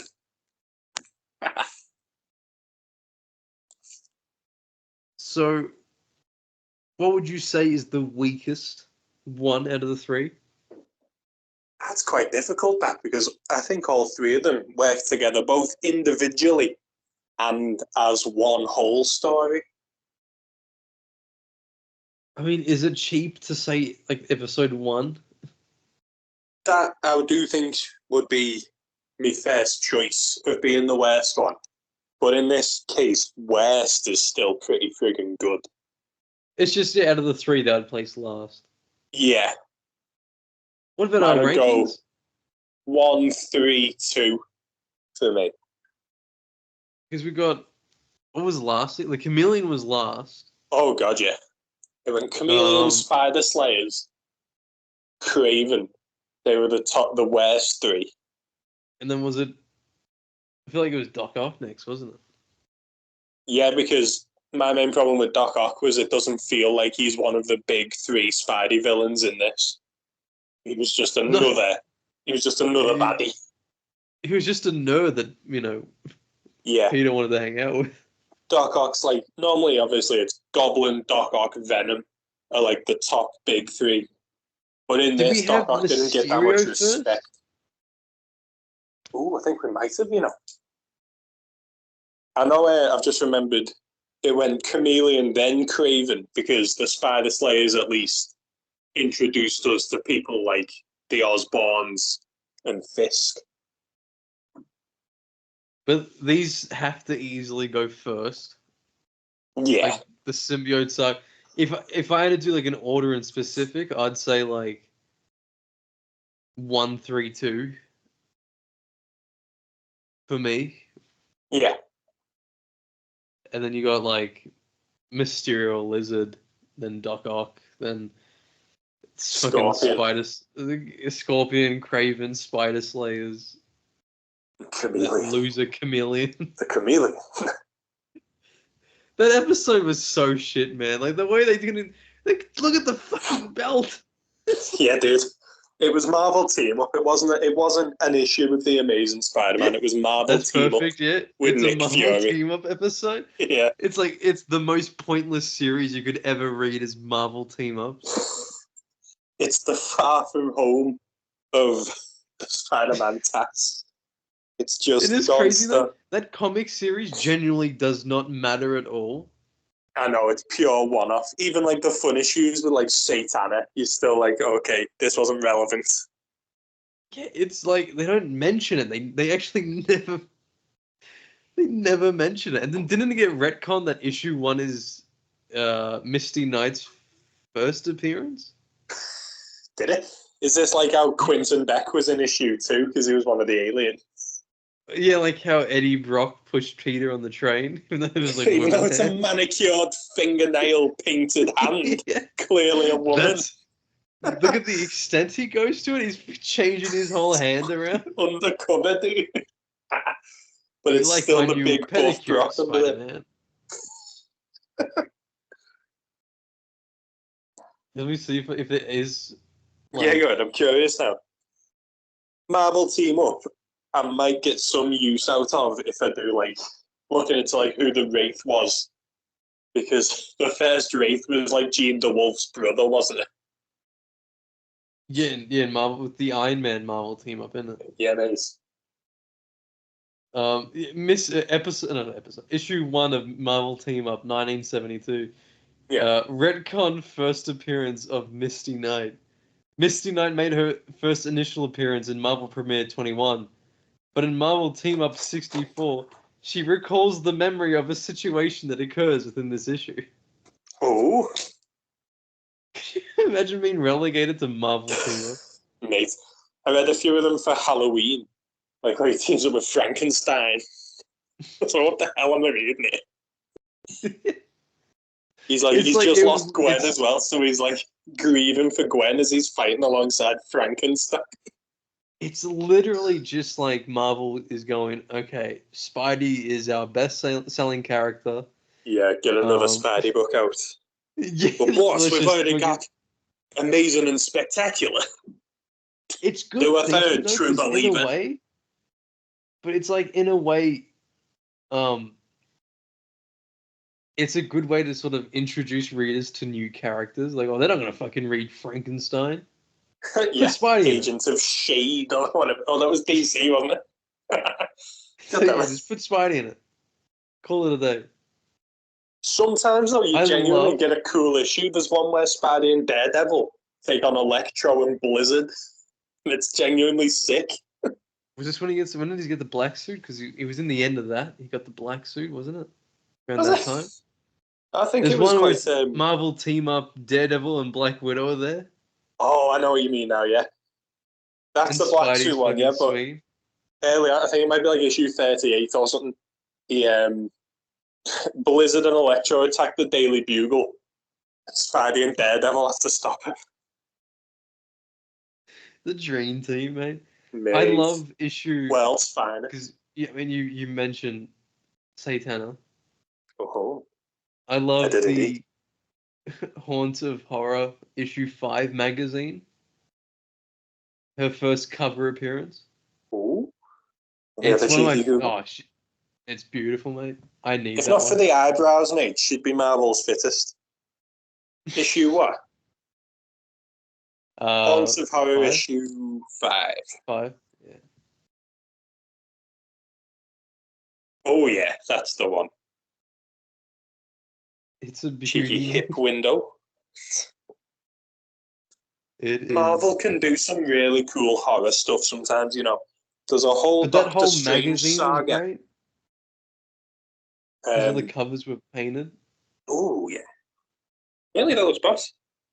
Oh, yeah, there's Werewolf by Night, dude. There's a Marvel team up with Spider-Man, issue 25 with Daredevil. But he's fighting the unholy trio at like near a roller coaster. Go on, guy. Fight the unholy trio. Is that what they were called, dude? I thought they were called the Annie Men. That might be DC again. No, isn't the Annie Men High Evolutionaries thing? Oh my god, I think so. I was trying to remember these guys' names before, literally today. The Daredevil villains who dress up as like a cat, a bird, and a gorilla, yeah. The unholy trio. I never got that. Who needs Frank Miller? You got the Annie. No, fuck it. Now I'm doing it. We got the unholy trio. Right, another best Stan Lee creation of the ages. Marvel Premiere number 4, The Spawn of Sligoth, is like the best Doctor Strange story ever made. It's like it's like Lovecraft. He goes to some like creepy town that's been like infected with like this snake demon who's took the town hostage, and it's boss, mate. Which issue? Marvel Premiere number 4. Is number 3 linked to that one at all, or is it like a? Is it separate? I think so. Is number 3 where he gets hit by a bus at the start? Yeah, I think so. I think it's in the cover. Yeah, this world's gone mad. I've been killed. Yeah, yeah. Like that one ends with him getting visited by a man who warns him about the spawn of Sligoth going on. Yeah, and then the next one's the first appearance of like the Vishanti. Yeah, mate. Agamotto, Hogarth, and it might be Clear as well. I think it might end with Clear coming into it. Well, in the She's still Doctor 60s, Strange. Yeah. in the 60s, when they like in Strange Tales, we can't say her name or something, like they wouldn't say her name. I couldn't say clear. I remember like they were like hiding it for a bit. That's a bit weird. I know she's Let from me do some- Dormammu's dimension, but I loved how simple it looked. Like back when Steve Ditko would draw it, how like, it was just like almost white, just a white background. it can be asked. Here you go, Stan. Steal Yeah, him my and Santa Spider-Man, probably will on you? the verge. Yeah, well, fuck you, Stan. It's like, why should I put in any effort after you stole my If you're spider just gonna hero? go, if you're just gonna go to the zoo to think of another character. I watched a great movie yesterday that gave me an idea for a character. Frankenstein. You've done it again, Stan. I'm like skimming through that Strange Tales issue to see if like they do mention her name. Clear. But it literally the- is just a white background. There's nothing to it. Well, she's I read a dead. bit of Strange the other day where Clea was Sorcerer Supreme just because I fancy it. And it was like dead heroes were coming back as zombies or something because, what's his name? Thunderstrike was the villain who was Thor in the 90s. Oh, in their first appearance, they don't say the name. They don't even like. He just says, "I was right. It's a girl behind me." Ew, a girl. I didn't get my cootie shot. What if the panel pal just became really childish? We started talking about cooties for an episode. Sorry, Abby. No girls allowed. Oh. Does she know panel Comic Gal is a fucking robot?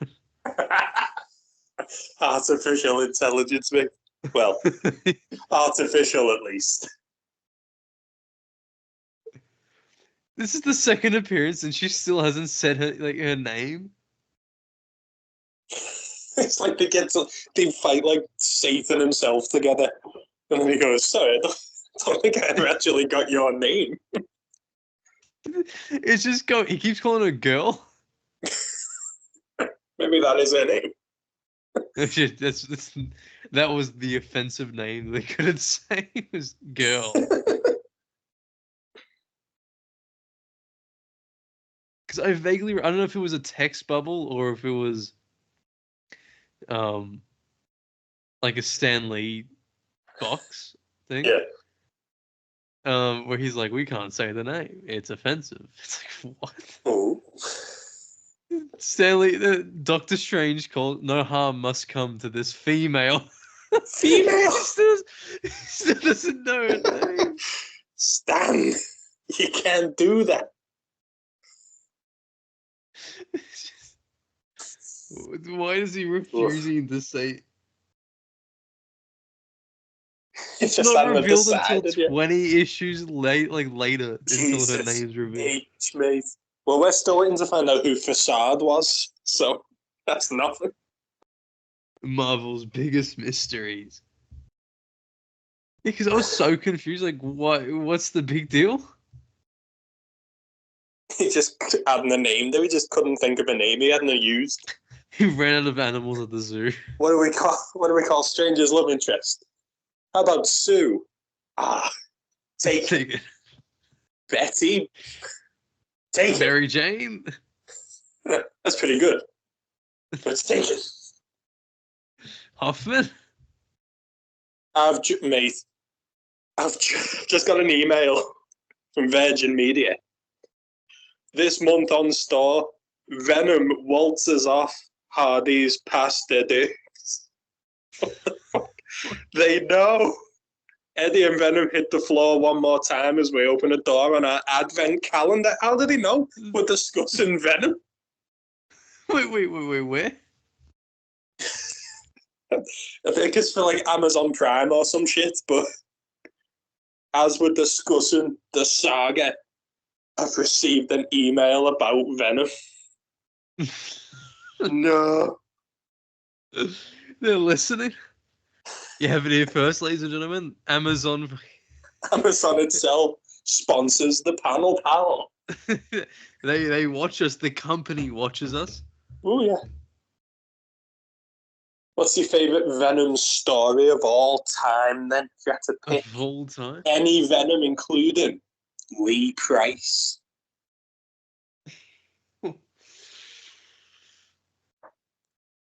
Of all time is a massive thing. Oh. He's only been around 30 years. I am gonna go with.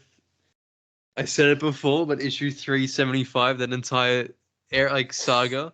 Where he finally becomes more of a vigilante than a villain. If I want to be annoying with it, I can say that we count that entire Mark Bagley era as one massive story. Yeah, definitely.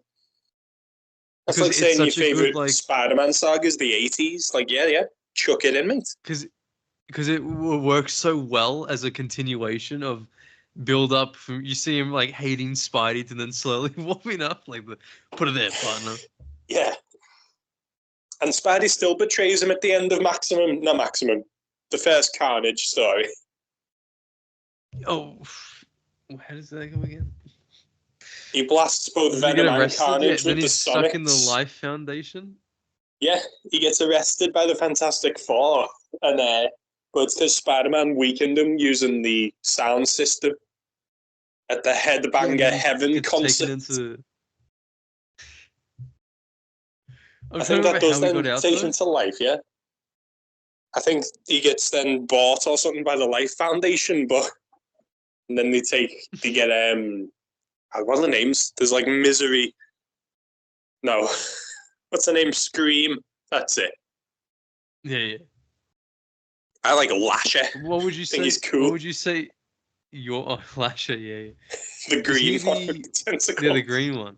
Yeah. Just because his face, he's got no teeth, so he just looks like green Spider-Man. What would you say is your favorite Venom story? I do like how he solves the problem Spider-Man cartoon? when he's... Oh, don't even remember what happened. Just remember it was Harry again. Probably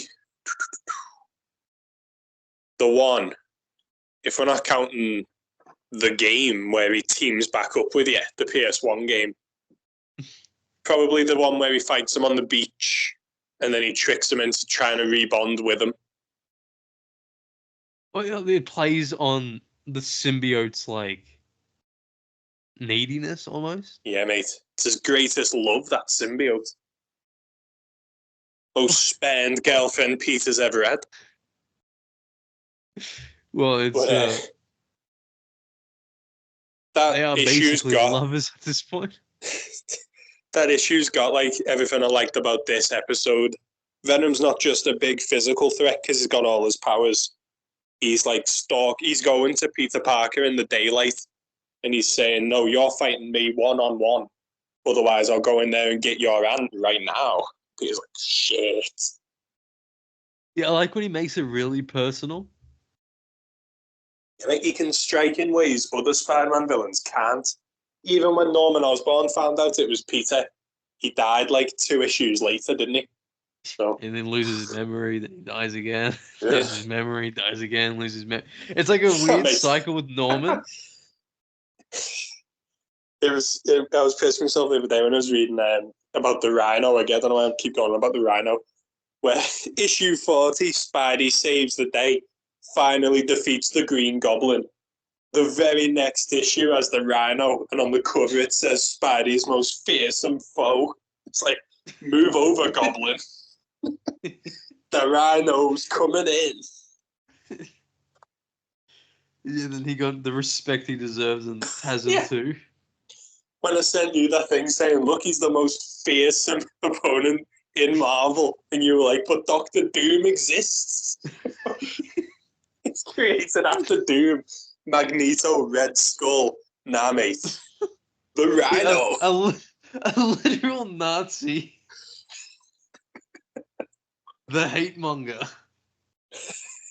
But Rhino's the most fearsome dude. Well, that image I sent you of him running is big. pretty fearsome. It's so much better in motion because it's literally like he's like two back legs are just going up and down. It's not in a running motion, it's just up and down. Ledge. And Spidey's just watching it. Is this the best Venom's ever been then? I've already asked that. Animation, adaptation-wise. Adaptation-wise, then, yeah. Yeah. Because We're look at never the going to get this competition. again. We've got Harry Osborn. We've got If we Topher look at the Grace. competition, we start off at Spectacular Spider-Man did an A1 job too, I think. Yeah. They did a good job in a different way. Where, like, you see him get betrayed by Peter. Like, he trusted Peter and he betrays them. While in this, they're always kind of rivals. Different. It worked really well for their sort of setting. Yeah, for the younger Peter. And, well, Spider-Man 3, I don't know. I'm not a fan of the Venom, as we say. If they'd have chopped it off after he gets the suit and made it all about Harry's revenge, that would have probably done a bit better. And then there was Ultimate Spider-Man, the cartoon, which was dog shit. The Spider-Man 2017 show, dog shit. Oh. Tom Hardy's movies, it's not even Venom, mate. It's not even Venom. What about other universes like the Ultimate Comics? I think, minus Peter having the symbiote for 2 seconds, I really liked the Ultimate series. But I loved how it was in the game as well, like how it starts off with the our fathers created us, and then you find the football field. Oh yeah, mate. How they haven't just made a game or a cartoon that follows Ultimate like panel for panel. I'm clueless. But on the subject of Venom, the thing about Ultimate that I didn't like, other than him only appearing like twice and then dying off screen, was he's not got the banter. He's not funny. 616 Venom will like swing through the city singing a song when he was trying to kill you 2 seconds ago. But Ultimate Venom just growls and like tries to That's all he says. Yeah.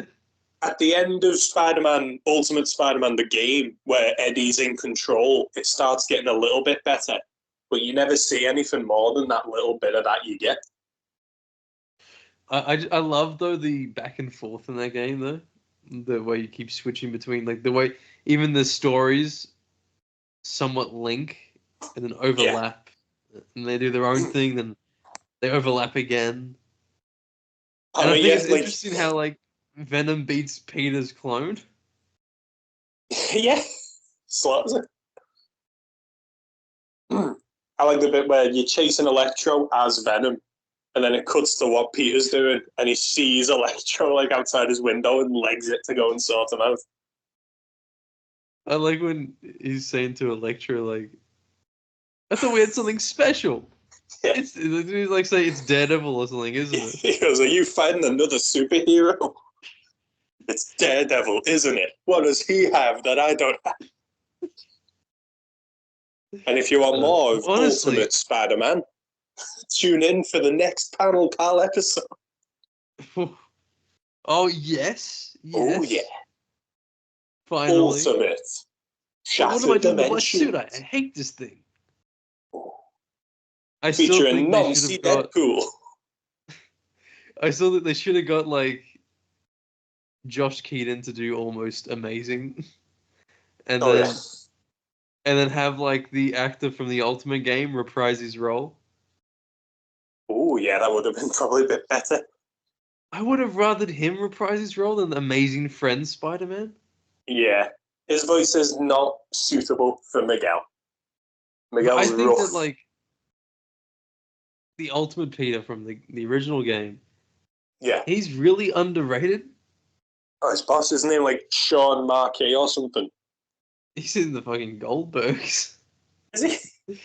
I couldn't believe he was in the Goldbergs. Who is he in the Goldbergs? He's that weird, like, half cool kid with the glasses, and I think he might be in a band. Him and Erica, like, get together for one episode. Oh. I don't know what the fuck his name is, though. I've Googled it. The game cast. Sean Marquette.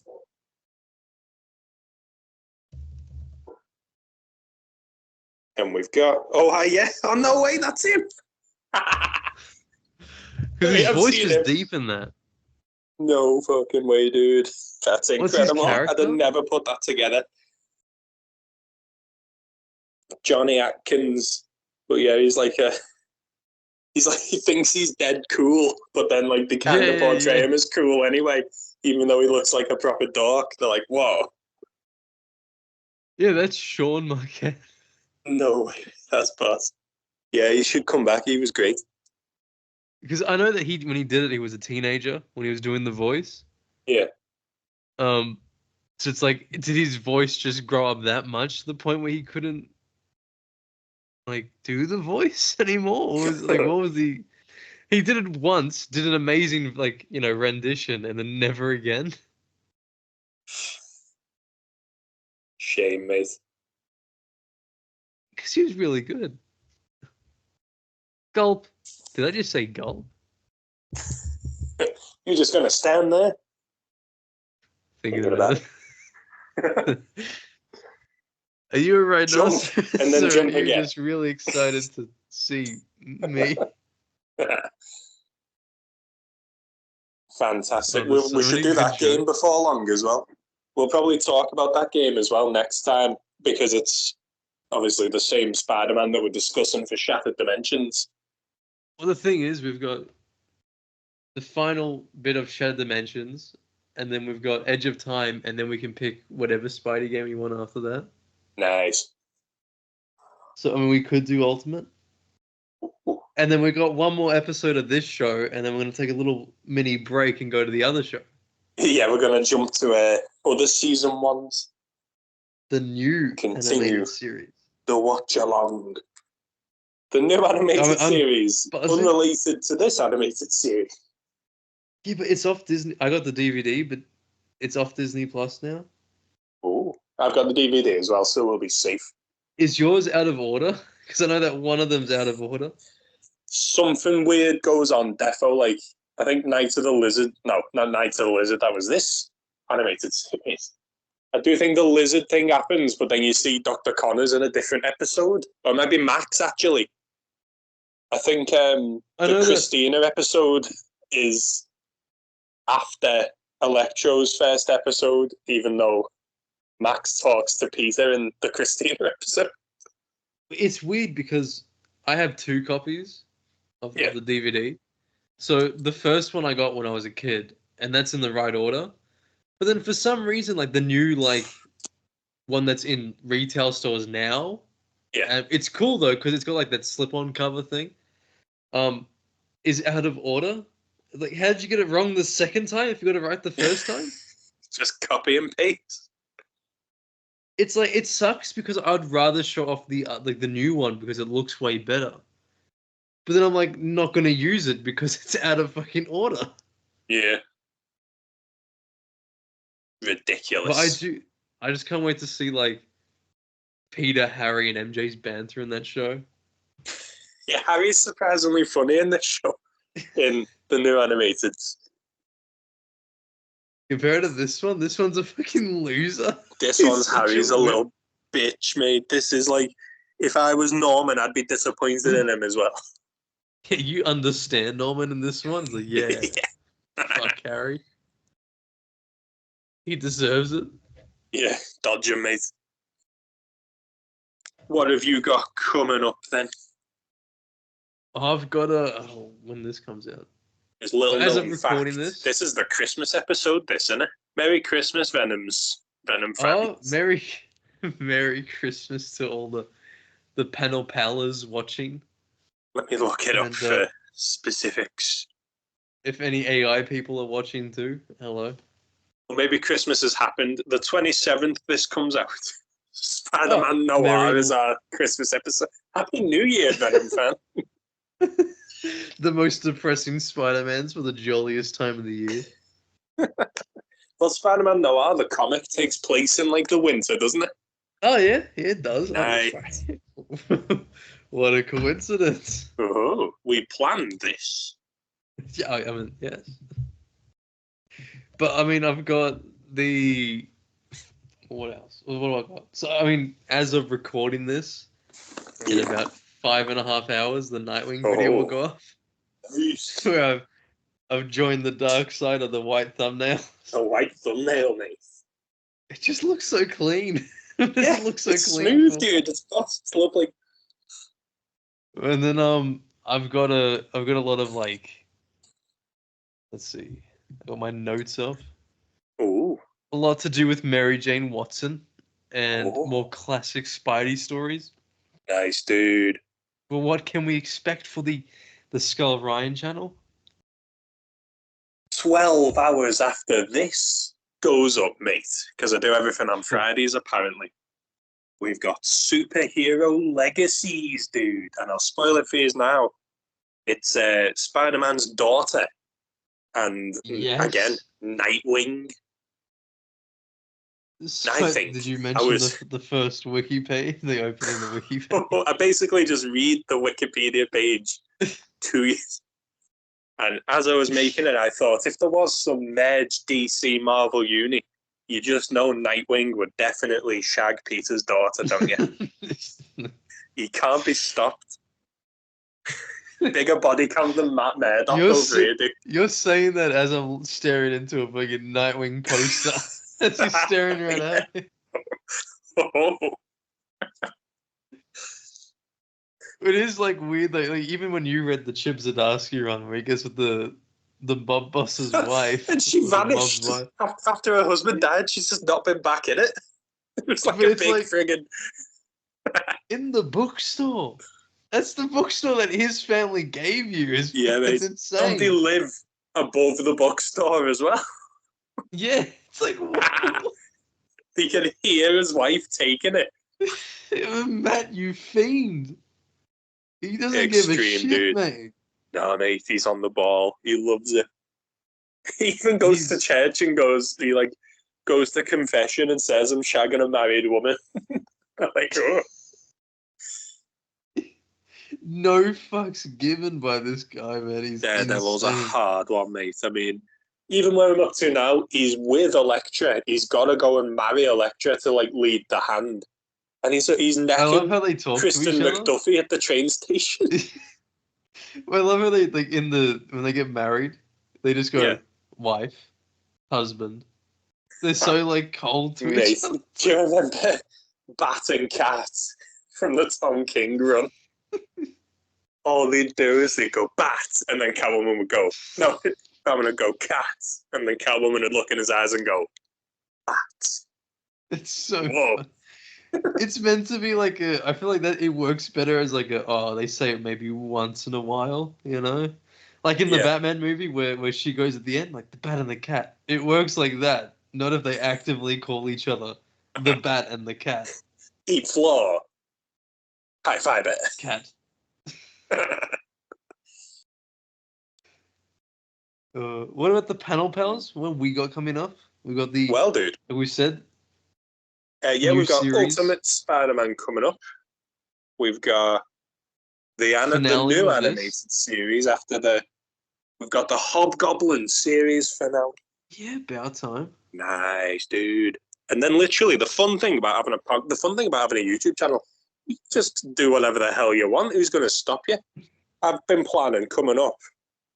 I'm just going to look at like old fun issues of Batman just because I want to. You know what I mean? 10 Like- 10 eyes, 10 eyes, 10 eyes. 10 eyes man. Yeah, mate, he's sick. 10-eyed man. Catman. But yeah, whatever the hell we want to do, man. What was that one story with the Neil Adams cover where that kid was like half penguin? Half penguin. I Oh, can't remember that's what one of the issue it issues is. I'm going. One of the issues I'm going to read at the Penguin he's holding like a hotel hostage, and the only way he's going to let them go is if he's allowed to kill the Batman. Hardcore, mate.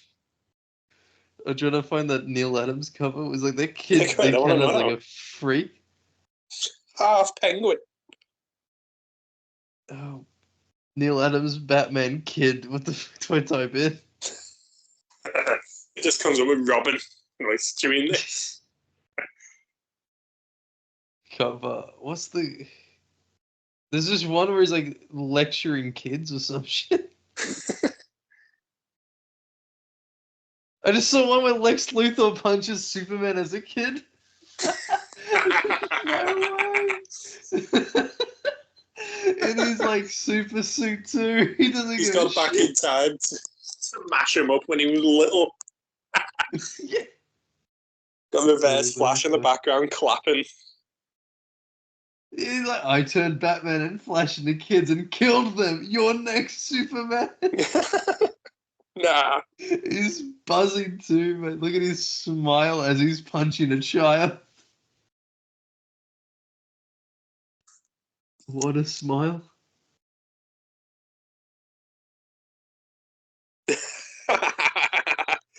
Get him. You can see Batman and Flash dead in the background. I found no. the issue. I was like, okay, Detective Comics issue 410. Stop, Batman. One more step and this freak dies. And it's like this kid and a fucking penguin. It was like a walrus. Oh, in yeah. it. I don't fucking know. Oh god, yeah, he's got like flippers. I need to Do you know think that. they just copied the mutants? Oh, dude, Batman and Batgirl. Oh, I love that one issue where I think they introduced Batgirl to the Detective Comics and they're Yeah. pulling on Robin. They're both like fighting over him.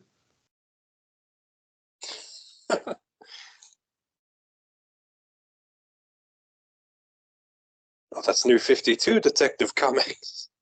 There we go. 410. Yeah. We should do more Batman stuff as well. I know we've just done all the Arkham quadrilogy, but Oh, I got that. We can do the Batman if we want to. oh yeah, he's just cool as hell and everything he does, isn't he? We missed the perfect opportunity on Halloween to do that. Ah well. Could have been beautiful. I watched the Always next Batman year. on October 31st purely for that reason. Nice. So I could do like that opening the Thursday, October 31st. The streets are crowded for the holidays. But issue 369 of Detective Comics has Batman and Batgirl pulling on Dick. Pulling the dick all over the tablet. I want Dick. No, I want Dick. Not enough of It him is to a go nice around. cover.